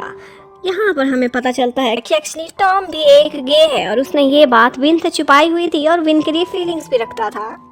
लेकिन इस सब के बाद वान वान को मौका मिल जाता है और वो मीडिया पर आकर कहता है मैंने तो पहले ही कहा था कि विन एक गे है, मेरी बात कोई मानता ही नहीं था। जबकि डायरेक्टर वो विन से मिलता है और कहता है कि मैं समझ सकता हूँ वानियोंग तुम्हारे लिए कितनी इम्पोर्टेंट है, तुमने उसको मुसीबत से निकालने के लिए ये सारा कुछ अपने ऊपर ले लिया। जबकि लुकपिट वानियोंग उसके साथ बैठी हुई होती है तो वो कहता है कि अब मुझे यकीन हो गया है कि ये बिल्कुल भी गे नहीं है और इसने जो कुछ भी किया है सिर्फ और सिर्फ तुम्हारे लिए किया है, इतना बड़ा सेक्रीफाइस दिया है, तुम उसके लिए स्पेशल हो, मानो या ना मानो तुम्हें कल को यकीन हो जाएगा। और वानयोंग भी उस सारे टाइम को याद करती है जो उसने विन के साथ बिताया था और उसे भी यही लगता था कि वो गे नहीं है। वानयोंग यही बात करने के लिए विन के पास जाती है, उसे घर पर ढूंढती है और उससे पूछती है, कहती है कि तुम और मैं बॉयफ्रेंड गर्लफ्रेंड थे, ये सब क्या था। वो कहता है, एक गे लड़कियों से भी कभी कभी डेट कर लेते हैं, ऐसी कोई बात नहीं। अब तो तुम्हें मेरे साथ रहने पर कोई एक्सक्यूज नहीं होना चाहिए। मैंने तुम्हारे कमरे में सारी चीजों को वैसे के वैसे ही सेट रखा हुआ है, किसी चीज को नहीं छेड़ा, प्लीज तुम वापस आ जाओ। उसके बाद विन सैड सा अपने कमरे में चला जाता है और वानयोंग वो अपने कमरे में जाती है, अपनी चीजों को देखती है, लेकिन उसके बाद रहती नहीं बल्कि पैकिंग करना स्टार्ट कर देती है। वो अपनी सारी चीजें लेकर वहां से मूव कर गई थी। वान वान उसे पिक करने आया था और वो अब लुकपिट के साथ नहीं बल्कि वान वान के अरेंज की हुई जगह पर रहेगी। वहां पर हमें वही बैड गाय P नजर आता है, जिसे देखकर वान वान थोड़ा परेशान हो जाता है और उसे अलग में ले जाकर बात करता है और कहता है कि अब ये लड़की हमारे हाथ में है और हमें ये भी पता है कि ये लड़की विन के लिए कितनी स्पेशल है। और वो प्लानिंग बनाता है कि हम इसे यूज करेंगे और विन को नुकसान पहुंचाएंगे। उधर मैं वो काफी गुस्से में होती है, टॉम से मिलने के लिए भी जाती है और उससे लड़ती है कि तुमने विन को ये सब कुछ करने से रोका क्यों नहीं, मुझे पता है वो गे नहीं है। और उसके बाद वो घर आकर ड्रिंक करना स्टार्ट कर देती है और उसके बाद मीदी को कॉल करके कहती है कि तुम वानयोंग को संभालते क्यों नहीं, उसे अपनी लाइफ में ले लो, विन उसके लिए कितना कुछ कर रहा है। अगर वो हम दोनों के बीच से निकल जाए तो मैं और विन खुशी खुशी रहेंगे। जबकि टॉम वो आज अपना सामान पैक करके खामोशी से कहीं जा रहा होता है। मीदी को पता चल गया था कि मैं की कंडीशन सही नहीं, वो ड्रंक भी है, तो वो उसके घर पर आता है और मैं पूछती है कि उस लड़की में ऐसा क्या है कि हर किसी के लिए वो ज्यादा इम्पोर्टेंट है और मैं नहीं। तो मीदी भी ड्रिंक करने लग जाता है, कहता है कि जो कंडीशन तुम्हारी है मेरी भी वही है, तुम विन से इतना प्यार करती हो और मैं वानयोंग से उतना ही प्यार करता हूँ। वो दोनों ड्रिंक करते रहते हैं और उसके बाद मीदी मैं को लिटाने के लिए उसके कमरे में ले जाता है और वो दोनों बेड पर इकट्ठे गिर जाते हैं। पर एक किसिंग सीन आता है और यहीं पर ही मीदी मैं से सॉरी करता है कि मैं थोड़ा ज्यादा ही ड्रंक हो गया था और फिर उसे माफी मांगने के बाद वो कमरे से बाहर चला जाता है। जबकि दूसरी तरफ दिखाते हैं कि वानयोंग और उसके बाकी फैनों का आज एक कैट वॉक शो होता है। वानयोंग वहाँ बहुत अच्छा परफॉर्म करती है और मैं वो शो स्टॉपर होती है। लुकपिट आज वान वान से मिलता है और उसका थैंक यू करता है कि मेरी फ्रेंड को आपने इतना अच्छा काम दिलाया और हर जगह पर रिकमेंड कर रहे हैं, वो इतनी ब्यूटीफुल और सुपरस्टार आपकी वजह से बनने वाली है। उसके बाद मैं मीडिया को इंटरव्यू देती है, वो उससे क्वेश्चंस करते हैं कि क्या अब विन इस मूवी में काम करेगा या नहीं, लेकिन मैं कहती है कि वो जरूर काम कंटिन्यू करेगा। उसके बाद वानयोंग की बारी आती है। मीडिया उससे बहुत सारे क्वेश्चंस करता है कि क्या जो विन ने कहा वो सब सच था और वानयोंग कहती है कि हाँ वो बिल्कुल सच था और ये भी सच है कि अब मैं वान वान के साथ रह रही हूँ और विन के घर से मूव कर चुकी हूँ। उधर विन को दिखाते हैं कि वो उस स्पॉट को देख कर वानयोंग को बहुत मिस करता है। उसके बाद मैं विन के घर पर आती है और उससे थोड़ी बात करना चाहती थी। वो उसे अंदर ले जाता है तो वो उसे कहती है कि तुम इतना कुछ कर रहे हो वानयोंग के लिए, लेकिन वो तो तुमसे प्यार ही नहीं करती और मैं कभी तुमने मेरे लिए कुछ किया, मैं तुमसे कितना प्यार करती थी लेकिन तुम मुझे छोड़कर चले गए 5 साल पहले और अभी भी मेरे लिए कोई फीलिंग्स नहीं। विन पहले तो सब कुछ खामोशी से सुनता है लेकिन फिर फैसला करता है कि इसे सब कुछ सच सच बता देगा। उसे अंदर ले जाता है और उसे एक रिंग दिखाता है, कहता है कि मैंने तुमसे शादी करने का फैसला किया था, अपनी फैमिली को मना लिया था और तुम्हें प्रपोज करने गया था, लेकिन तुम किसी और के साथ थी। कह दो कि ये झूठ है, लेकिन नहीं, तुमने उसी शख्स से बाद में शादी भी कर ली थी। ये झूठ नहीं था जो मेरी आंखों ने देखा। मैं रोने लगती है, उससे माफिया मांगती है, कहती है कि हम फिर से एक हो सकते हैं, प्लीज मुझे माफ कर दो। लेकिन विन वो कहता है कि मेरे दिल में अब तुम्हारे लिए कोई जगह नहीं, मैं किसी और को लाइक करता हूँ। मैं रिजेक्ट होने के बाद काफी हर्ट होती है और वहाँ से रोती हुई बाहर चली जाती है। बाहर बारिश हो रही थी, वो वहीं पर भीग कर रोती रहती है और खड़ी रहती है कि शायद विन उसे मनाने आएगा, लेकिन विन वो अंदर से खड़ा ये सारा कुछ देखता रहता है पर वो बाहर नहीं जाता। वो खुद भी काफी दुखी था। और दूसरी तरफ वानयोंग को दिखाते हैं कि वो उस फिश को देख कर विन को बार बार याद करती रहती है। वो विन को बहुत लाइक करती थी लेकिन फिर भी बस खामोश थी। उधर लुकपिट रात को अपने घर पर बैठा होता है कि वो देखता है कि मुझे मीदी की कॉल आई है। इतने अरसे में पहली दफ़ा उसने इसे कॉल की थी। इतना हैंडसम बॉय, उससे बात करते हुए वो थोड़ा शर्माने लगता है और मीदी उसे कल मिलने के लिए एक जगह पर बुला लेता है। ये सुनकर लुकपिट बहुत खुश होता है। उधर वानयोंग को दिखाते हैं कि उसकी कास्टिंग के लिए वान वान कुछ रिहर्सल रिकॉर्ड कर रहा होता है, लेकिन उसमें बातें कुछ इस तरह से होती हैं कि जैसे वानयोंग किसी को धोखा देने के बारे में बात कर रही हो कि मैं उसके साथ रही क्योंकि मुझे उसका यूज़ करना था और मैंने उसको अपना ड्रीम पाने के लिए इस्तेमाल किया। वो बेवकूफ़ इंसान था, उसे पता ही नहीं चला। जबकि मिदी वो लुकपिट से मिलने के लिए गया हुआ होता है, लेकिन एक्चुअली वो उससे मिलने के लिए थोड़ी आया था, उसे एक काम था। और काम ये था, वो कहता है कि मुझे मे के बारे में पता कराना है, उसे क्या चीज़ें पसंद हैं, क्या नहीं पसंद, उसके बारे में हर इन्फॉर्मेशन मुझे तुम इकट्ठी करके दोगे। लुकपिट भी उसकी ये बात मान जाता है। जबकि शूट पर आज विन आता है और वानियोंग को पकड़कर साइड पर ले जाता है। उसे कहता है कि मैंने फैसला किया है, तुम्हारे हर सवाल का जवाब आज मैं तुम्हें दूंगा, तुमने जो पूछना है हर बात क्लियर कर दूंगा, अब हमारे बीच कोई डिफरेंसेस नहीं रहेंगे। लेकिन इतने में ऊपर से वान आ जाता है और वानियोंग को जबरदस्ती ले जाता है कि शूट पर सारे तुम्हारा वेट कर रहे हैं। और उसको भेजने के बाद अकेले में वो विन को एक रिकॉर्डिंग सुनवाता है। इसमें वही बातें थी जो कास्टिंग के टाइम पर रिहर्सल के मौका पर वानियोंग ने बोली थी, और वो सुनकर ऐसे लग रहा था कि जैसे वो विन के बारे में कह रही हो।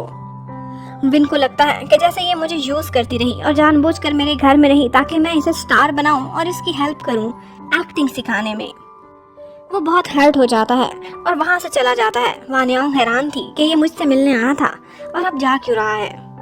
विन घर जाकर बहुत सैड होता है और अपनी चीजें तोड़ना फोड़ना स्टार्ट कर देता है, और उसका वही गमला जो उसे बहुत पसंद था वो उठाता है और जाकर बाहर डस्टबिन में फेंक देता है। उसी टाइम पर वानियोंग भी पीछे पीछे उसके घर के बाहर पहुंच चुकी थी। वो अंदर आती है और उससे पूछती है कि तुम इतने गुस्से में क्यों हो। वो कहता है कि तुम बताओ यहाँ क्यों रहने आई थी, मेरा यूज करना चाहती थी ना, और मैं इतना स्टूपिड था, मुझे कुछ पता भी नहीं चला। अब तुम्हें मिल गया है जो तुम लेना चाहती थी, तो इस घर से दफा हो जाओ। लेकिन वानियोंग उसके पीछे पीछे आती है। वो कहता है कि मैं अभी के अभी वान को कॉल करके कहता हूँ कि तुम्हें ले जाए, तुम दोनों एक जैसे हो। लेकिन उससे फोन छीनते छीनते वो दोनों स्विमिंग पूल में गिर जाते हैं। विन आज बहुत गुस्से में था, तो वानियोंग उसे काम डाउन करती है और कहती है कि जो भी तुम बोल रहे हो मुझे कुछ समझ नहीं आ रही, ये तुमने कहाँ से सुना है और क्यों बिलीव कर रहे हो। लेकिन ये जो कुछ भी है बिल्कुल झूठ है, और सच है तो वो ये है कि तुम गे हो या नहीं हो मुझे नहीं पता, लेकिन मुझे इतना पता है कि मैं तुमसे प्यार करती हूँ और तुम्हारे साथ हर लम्हा जो भी बिताया था वो आज भी याद करती हूँ, और मैं तुम्हें धोखा नहीं दे सकती। प्यार करने वाले कभी धोखा नहीं देते। इतना कहकर वो वहाँ से चली जाती है। जबकि उधर मैं को दिखाते हैं, वो डॉक्टर मिदी के पास आती है। वो बहुत अपसेट थी, उससे कहती है कि मैं थोड़ा ब्रेक चाहती हूँ, जहाँ पर कोई भी ना आए, प्लीज़ मुझे हॉस्पिटल में एडमिट कर लो और किसी को ना बताना कि मैं यहाँ पर हूँ। मिदी देखता है कि वो बहुत स्ट्रेस में है और डिप्रेशन में लग रही है, तो उसकी बात मान लेता है। ऑल्दो वो फिजिकली बिल्कुल फिट थी, लेकिन फिर भी उसे रेस्ट करने को कहता है। जबकि उधर वान और ऑट दोनों बैठकर उसी रिकॉर्डिंग को सुन रहे थे और वही बात डिस्कस कर रहे थे कि विन का तो आज दिल ही टूट गया हो। उसने पूरी दुनिया के सामने जिस लड़की की वजह से खुद को गे कहा था, वही लड़की उसको धोखा दे रही थी। ये पता चला होगा तो वो तो सुसाइड करने वाला होगा। उनकी ये सारी बातें ऊपर से आई वानियोंग भी सुन लेती है। वो उनसे लड़ने लगती है तो ऑट उसे पकड़ता है और उसे मारना स्टार्ट कर देता है। उधर विन जब होश में आता है तो उसे वानियोंग की फिक्र होने लगती है। वो उसे बार बार कॉल्स मिलाता है, लेकिन वान उसका फोन दूर फेंक देता है और उसे मारता भी है। वो दोनों बैड गाइस फैसला करते हैं कि हम इसकी रेपुटेशन को तबाह कर देंगे, वही करेंगे जो हमने विन के साथ किया था, इसकी भी एक वीडियो बनाएंगे। और उसके बाद वान रोती हुई वानियोंग की एक वीडियो बनाना स्टार्ट कर देता है, जिसके बाद वो उसे मीडिया में लीक करके ब्लैकमेल भी कर सकता था। विन उसी टाइम पर वानियोंग की तलाश में वान के अपार्टमेंट की तरफ आता है और फिर गार्ड को साथ लेकर उसे कंडोमिनियम की तरफ जाता है और वो बाहर शोर मचाना शुरू कर देता है, नॉक करता है, लेकिन वो दरवाजा नहीं खोलते तो वो गार्ड से कहता है कि तुम पुलिसमैन बनकर एक्टिंग करो। अब थोड़ी देर बाद वान घबरा कर दरवाजा खोलता है और ऐसे एक्ट करता है कि जैसे वो तो नहा रहा था, लेकिन विन अंदर घुस जाता है। वो देखता है कि वानियोंग रो रही है। उसे वही टाइम याद आ जाता है जो उसके साथ वान ने एक दफा किया था। वो हैरान होता है और फौरन से कैमरा चेक करता है, लेकिन उसमें कोई भी वीडियो नहीं थी। फिर वो वान को एक दो धमकियां देता है और वानियोंग को अपने साथ उठाकर ले जाता है। वानियोंग बहुत रोती है और कहती है कि मुझे तुम्हारी बात माननी चाहिए थी, वान पर ट्रस्ट नहीं करना चाहिए था, मैं बहुत स्टूपिड हूँ। विन उसे चुप कराता है, उसे तसल्ली देता है और फिर हॉस्पिटल ले जाता है। ये सब देखकर मिदी विन पर काफी गुस्सा करता है कि तुम्हारी वजह से ये सब हुआ है, तुम उसे प्रोटेक्ट करने में नाकाम रहे हो। उसके बाद वो अंदर जाकर वानियोंग का चेकअप करता है। वो हैरान था कि उसके हाथों पर किस चीज़ के निशान है। वो पूछता है कि ये सब किसने किया है, लेकिन वानियोंग बस रोती रहती है, कहती है कि अभी मैं कुछ भी नहीं बता सकती। उसके बाद वानियोंग को आराम से सुला दिया जाता है। विन उसके पास आता है और सारा टाइम उसके पास ही बैठा रहता है। मिडी ये सब कुछ देखता है और उसके बाद जब मैग के पास जाता है तो देखता है कि वो विन को याद कर करके रो रही है और अभी तक सोई भी नहीं। वो सोचता है कि ये उसके लिए रो रही है, जाग रही है, लेकिन उसे तो किसी और की ही फिक्र है और फिर वो उसे नींद का इंजेक्शन लगा देता है ताकि मैं आराम से सुकून से सो जाए। और फिर अगली सुबह ही सुबह विन को वान वान की कॉल आती है और वो उसे कहता है कि मैंने तुम्हें कुछ दिखाना है, आज अकेले ही मेरे कॉन्डो पर मुझसे मिलने के लिए आओ। जब विन वहां पर जाता है तो वो उसे एक वीडियो दिखाता है। ये वीडियो होती है वान योंग की और बिल्कुल वैसी सी ही वीडियो थी जैसी विन की थी। वो कहता है कि तुम्हें अपना टाइम याद है, अब इस लड़की के साथ भी यही होने वाला है। मैं ये वीडियो लीक करूं और फिर शोबिस में कोई भी उसको काम नहीं देगा। विन उससे कहता है कि तुम आखिर चाहते क्या हो? तो वान वान कहता है कि मुझे इस लड़की से कोई भी दुश्मनी नहीं, मेरा इससे कोई लेना देना नहीं, मुझे सिर्फ ये मतलब है कि तुम मुझसे हारो और मैं चाहता हूँ कि तुम शोबिस छोड़कर चले जाओ और दोबारा लौटकर इस दुनिया में ना आना। वान योंग की इज्जत के लिए विन ये सब कुछ करने के लिए भी तैयार हो जाता है। उधर वान योंग जब सुबह उठती है तो मीडी से पूछती है कि विन कहाँ है। वो बताता है कि वो ये कहकर गया था कि वान योंग का ख्याल रखना और पता नहीं मैं वापस आऊं कि ना आऊं। फिर हमें विन को दिखाते हैं कि उसने अपने घर के बाहर मीडिया को बुलाया हुआ है और वो उनसे कहता है कि मैं शोबिस से रिजाइन करना चाहता हूँ, जो प्रोजेक्ट मैं कर रहा हूँ वो भी छोड़ने वाला हूँ और उसके लिए मैं पूरा फाइन भी दूंगा। वो ये अनाउंसमेंट करते हुए काफी सैड नजर आता है और यही न्यूज जब वान योंग देखती है तो वो शॉक्ड रह जाती है कि ये सब क्या हो रहा है। दूसरी तरफ विन घर में आता है। वो वान योंग को याद करता है। इस घर से उसकी बहुत सारी यादें जुड़ी हुई थी, लेकिन आज वो पैकिंग करता है और यहाँ से जाने वाला है। दूसरी तरफ वान वान को दिखाते हैं। वो आज बहुत खुश नजर आ रहा था, उसने फाइनली विन को हरा ही दिया था। वान योंग वही न्यूज देखने के बाद अब हॉस्पिटल से जाने वाली होती है। मीदी भी उसके पास आता है और फिर उसे रुकने को कहता है, पर वो नहीं मानती और फिर जाते जाते मीदी लुकपिट से कहता है कि वान योंग का बहुत अच्छे से ख्याल रखना। हॉस्पिटल रूम में मैं न्यूज देखने वाली होती है कि ऊपर से मीदी आता है और उससे रिमोट छीन लेता है। कहता है कि तुम पहले ही स्ट्रेस में हो, न्यूज बहुत डिप्रेसिंग होती है, तुम मत देखो। और फिर उसका ध्यान बटाने के लिए उसे ऑफर करता है कि आज तुम जो भी कहोगी मैं तुम्हें लंच ऑर्डर करा के दूंगा और मैं अपनी फेवरेट बहुत सारी डिशेस के नाम ले देती है। वान योंग और लुकपिट जब घर में वापस आते हैं तो देखते हैं कि घर खाली पड़ा है। वान योंग विन के कमरे में जाती है, वहाँ कोई भी नहीं होता और वो बहुत सैड हो जाती है। वान योंग को अपने कमरे में वही कैक्टस वाला गमला मिलता है और साथ में विन का एक मैसेज भी। वो ये कहकर गया था कि ये घर मैं तुम्हें गिफ्ट में दे रहा हूँ, यहाँ पर खुश रहना। वान योंग ये देखकर बहुत रोती है, उसे विन की बहुत यादें आती हैं। उधर ऑट को दिखाते हैं। वो वान वान के पास जाता है और उससे कहता है कि तुमने मेरा बहुत यूज किया है, अब मुझे किसी बड़ी मूवी में हीरो भी रिकमेंड कराओ, मुझे कोई काम दिलाओ। लेकिन आगे से वान वान उससे लड़ने लगता है, कहता है अपनी शक्ल देखिए, ये क्या हीरो वाली है। और इसी बात पर उन दोनों की काफी लड़ाई हो जाती है। ऑट उसे कहता है और वार्न करता है कि देखना मैं तुम्हारा क्या हाल करूंगा, लेकिन वान वान उसकी बातों पर तवज्जो नहीं देता, वो बहुत एरोगेंट हो चुका था। उधर मीदी वो मैग के लिए बहुत सारा पिज्ज़ाज, डोनट्स और इस तरह की चीज़ें ऑर्डर करा कर लाता है। मैं यूजुअली ये खाना नहीं खाती थी क्योंकि वो डाइट पर जो होती थी, लेकिन आज वो अपनी डाइट को चीट कर रही थी मीदी के साथ और वो दोनों काफ़ी खुश नज़र आते हैं। फिर हमें वान वान के मॉडल गाय को दिखाते हैं। वो वान वान की पाबंदियों की वजह से बहुत तंग आ चुका था और अब उसने फैसला किया था कि वो कोरिया की एक बहुत बड़ी कंपनी के साथ कॉन्ट्रैक्ट साइन कर रहा है और वो वान वान से अपनी जान छुड़ाना चाहता है। वान योंग को दिखाते हैं कि वो लुकपिट के साथ वान वान के घर पर आती है और लुकपिट उसे कहता है कि हम कॉन्ट्रैक्ट को कैंसिल करना चाहते हैं, जो कुछ भी तुमने वान योंग के साथ किया उसकी वजह से। लेकिन वान वान बताता है कि उस कॉन्ट्रैक्ट की क्लॉज में था कि अगर ये टाइम से पहले कॉन्ट्रैक्ट खत्म करेगी तो उसे बहुत भारी जुर्माना देना पड़ेगा और इतने पैसे तो वान योंग के पास है ही नहीं।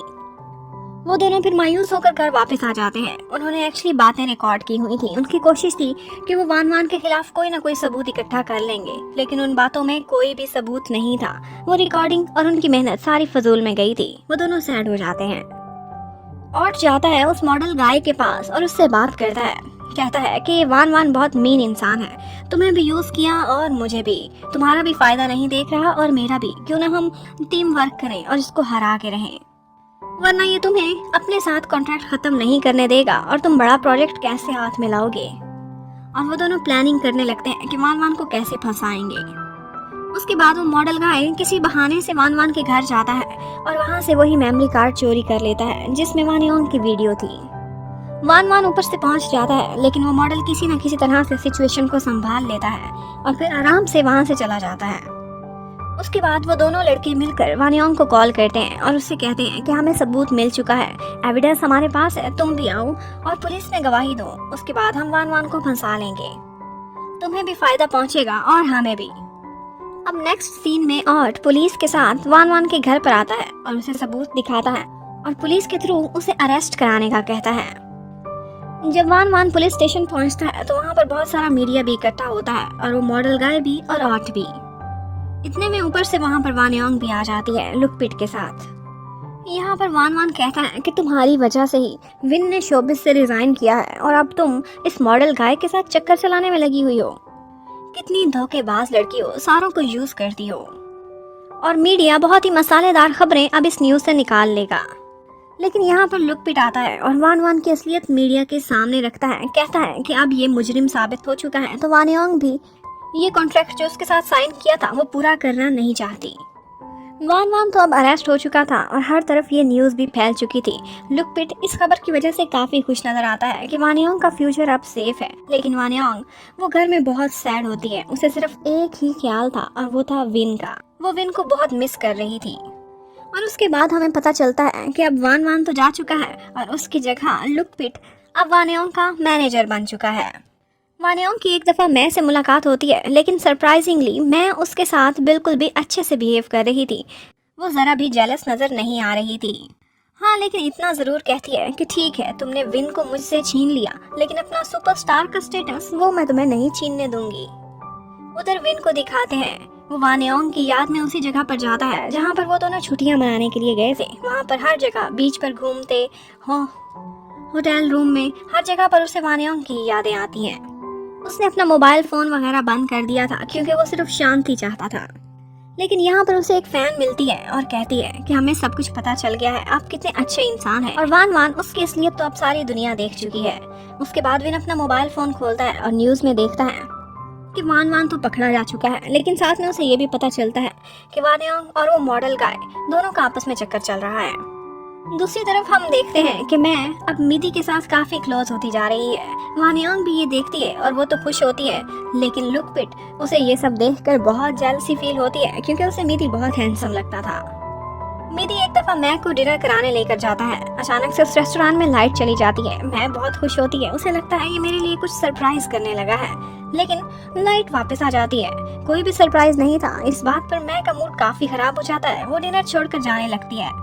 मिदी उसके पीछे पीछे किसी तरह से लिफ्ट में पहुंच ही जाता है और वहां से जाते जाते लिफ्ट में लाइट ऑफ हो जाती है। लिफ्ट खराब हो जाती है। मैं काफी डर जाती है। अब उस एलिवेटर को फिक्स करने में काफी टाइम लग रहा था तो मिदी अपना कोट उतारता है और मैं को दे देता है। और अंदर बैठे बैठे उन दोनों की आपस में लड़ाई चल रही होती है कि इतने में एलिवेटर खुल जाती है। सारे लोग वहां पर खड़े होते हैं और उनको ऐसे लगता है कि जैसे मिदी मैं का बॉयफ्रेंड है। उसके बाद पार्किंग में मैं मिदी के पास आती है और कहती है कि तुम आजकल मुझे पिक एंड ड्रॉप कर रहे हो, खाने खिला रहे हो, वजह क्या है, बोलते क्यों नहीं हो। वो बार बार इसी तरह के क्वेश्चंस किए जा रही थी तो मिदी उसके क्लोज आता है और कहता है इस वजह से मैं ये सब कर रहा हूँ। उधर मॉडल एक दिन अचानक से लुकपिट के थ्रू वानियोंग के घर पर आ जाता है और वो लॉन में खड़ा होकर लुकपिट के साथ ग्रिलिंग कर रहा होता है। वानियोंग इतनी खुश तो नहीं थी, लेकिन बस वो ऐसे ही खाना देखने के लिए बाहर आती है। उसी टाइम पर विन भी उसके घर पर आता है वानियोंग से मिलने के लिए। लेकिन जब वो आके उस मॉडल को और वानियोंग को खुश खुश देखता है तो उसे लगता है कि ये सारी खबरें वाकई सच्ची हैं। मॉडल गाय ने तो विन को वहाँ पर आते हुए देख लिया था। वो विन के पास जाता है और उसे कहता है कि प्लीज़ वानियोंग तुम्हें भूल चुकी है और अब वो मेरे साथ बहुत खुश है। बेहतर होगा कि तुम उसकी लाइफ से चले ही जाओ। विन ये सब सुनता है और काफ़ी सैड हो जाता है। अब वो अपने फ्रेंड की कॉफ़ी शॉप पर जाता है, पर ऑफ कोर्स उसका फ्रेंड तो पहले ही मुल्क छोड़कर चला गया था। लेकिन वो देखता है कि ये क्या, मेरा फ्रेंड टॉम दोबारा से वापस आ गया है, तो वो उसे देखकर बहुत खुश होता है। वही एक ही तो उसका फ्रेंड था। वो उससे यही बात डिस्कस करता है तो टॉम उसे मशवरा देता है कि तुम लोगों की बातों पर कोई तवज्जो ना दो। कोई भी तुम्हें कुछ भी कहे तुम्हें यकीन नहीं करना चाहिए जब तक तुम ये सच खुद वानियोंग के मुंह से नहीं सुन लेते। और उसके बाद टॉम एक प्लानिंग करता है। वो लुकपिट को कॉल करता है और वो दोनों फैसला करते हैं कि किस तरह से विन को और वानियोंग को इनकी एक मुलाकात कराएंगे। और फिर टॉम एक बहाने से विन को अपनी कॉफी शॉप पर बुलाता है। उस दिन वहाँ पर कोई भी कस्टमर नहीं होता और लुक पिट भी एक इंटरव्यू के बहाने वानियोंग को उसी रेस्टोरेंट में भेज देता है। वानियोंग विन को देखती है इतने अरसे बाद। वो दोनों काफी खुश होते हैं, लेकिन अभी ठीक से खुश हुए ही नहीं थे कि वानियोंग को उसी मॉडल गाय की कॉल आती है। वो सुनने लगती है तो विन को दोबारा से वही यादें आती है। वो गुस्से में आ जाता है और वहाँ से निकल जाता है। वानियोंग बस हैरान खड़ी देख रही थी। सबकी मेहनत और वो प्लान बिल्कुल ही फेल गया था। उसके बाद अगले दिन डायरेक्टर के थ्रू वानियोंग को ये भी पता चलता है कि इस मूवी में काम वान की वजह से नहीं बल्कि विन की वजह से उसे मिला है। विन ने ही इस मूवी में काम करने की ये शर्त रखी थी कि वानियोंग को भी काम दिया जाए।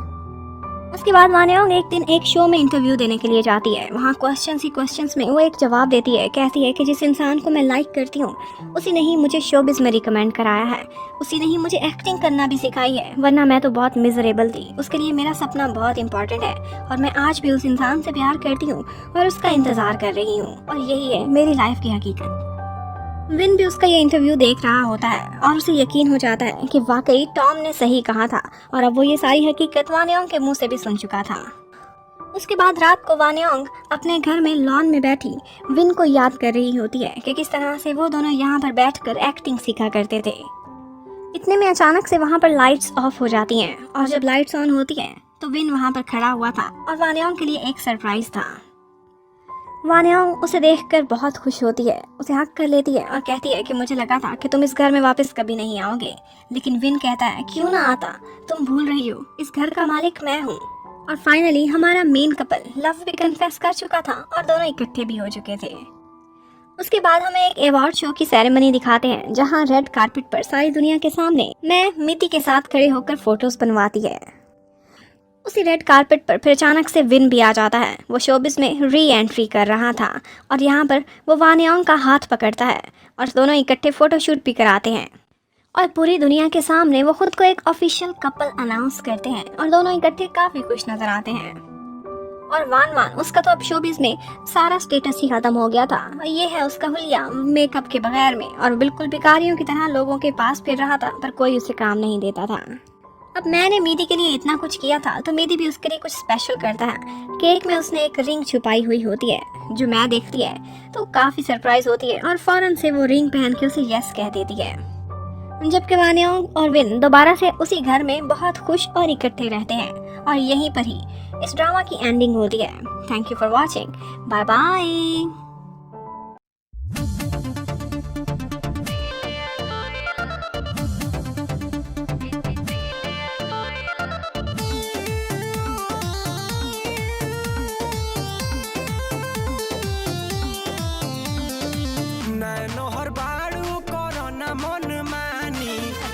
परिवार के हो खता बदनामी मान जाना ऐसन का नहर बाड़ू करना मन मानी पूरा परिवार के हो खता बदनामी। हाँ इंस्टा पर कैसे तोर रील छा गई।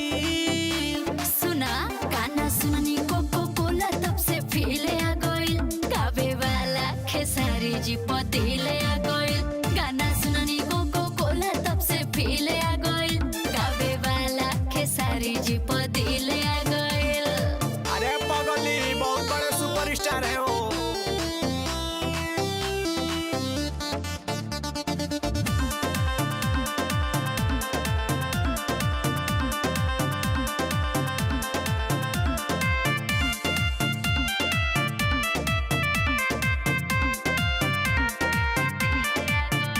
स्टाइल उनकर मन भावेला मिलती एक बार दिल चाहेला। प्लीज मिलवा दीजिए ना। अरे शूटिंग वूटिंग में व्यस्त रहते हैं। कौन सा बनते देखे लगली ते तो शादीशुदा हवे रे पगली। तो का भइल मरदो के सुनेलू नहीं ऐसन का भइल। गाना सुननी कोको कोला तब से फीले आ गइल गावे वाला खेसारी जी पतिले आ गइल। गाना सुननी कोको कोला तब से फीले आ गइल गावे वाला खेसारी जी पतिले आ गइल।